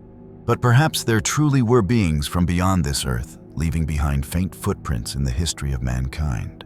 Whatever the answer may be, one thing remains unchanged. Humanity has always looked up at the sky with the eternal question, are we alone in this universe? Maybe UFOs are not only strange objects floating in the heavens. Maybe they are also a mirror of our own longing, our desire to search for meaning, for faith, and for connection. And on that journey, perhaps the most important thing is not whether we ever uncover a flying saucer, but how we choose to live here on this planet, to live kindly, to hold fast to morality, and to walk toward the light. If the Bible and the ancient civilizations preserved anything for us, it is this reminder: only when we live by truth, compassion, Forbearance, can we overcome the darkness, avoid the fate of destruction like Atlantis, and find eternal hope? So close your eyes, let your mind drift with the mysteries of old. And perhaps in tonight's dream, you too will find yourself gazing at the heavens, where a strange light may still be watching us in silence. Sleep well, and I'll see you again on the next journey with Sleep Codex.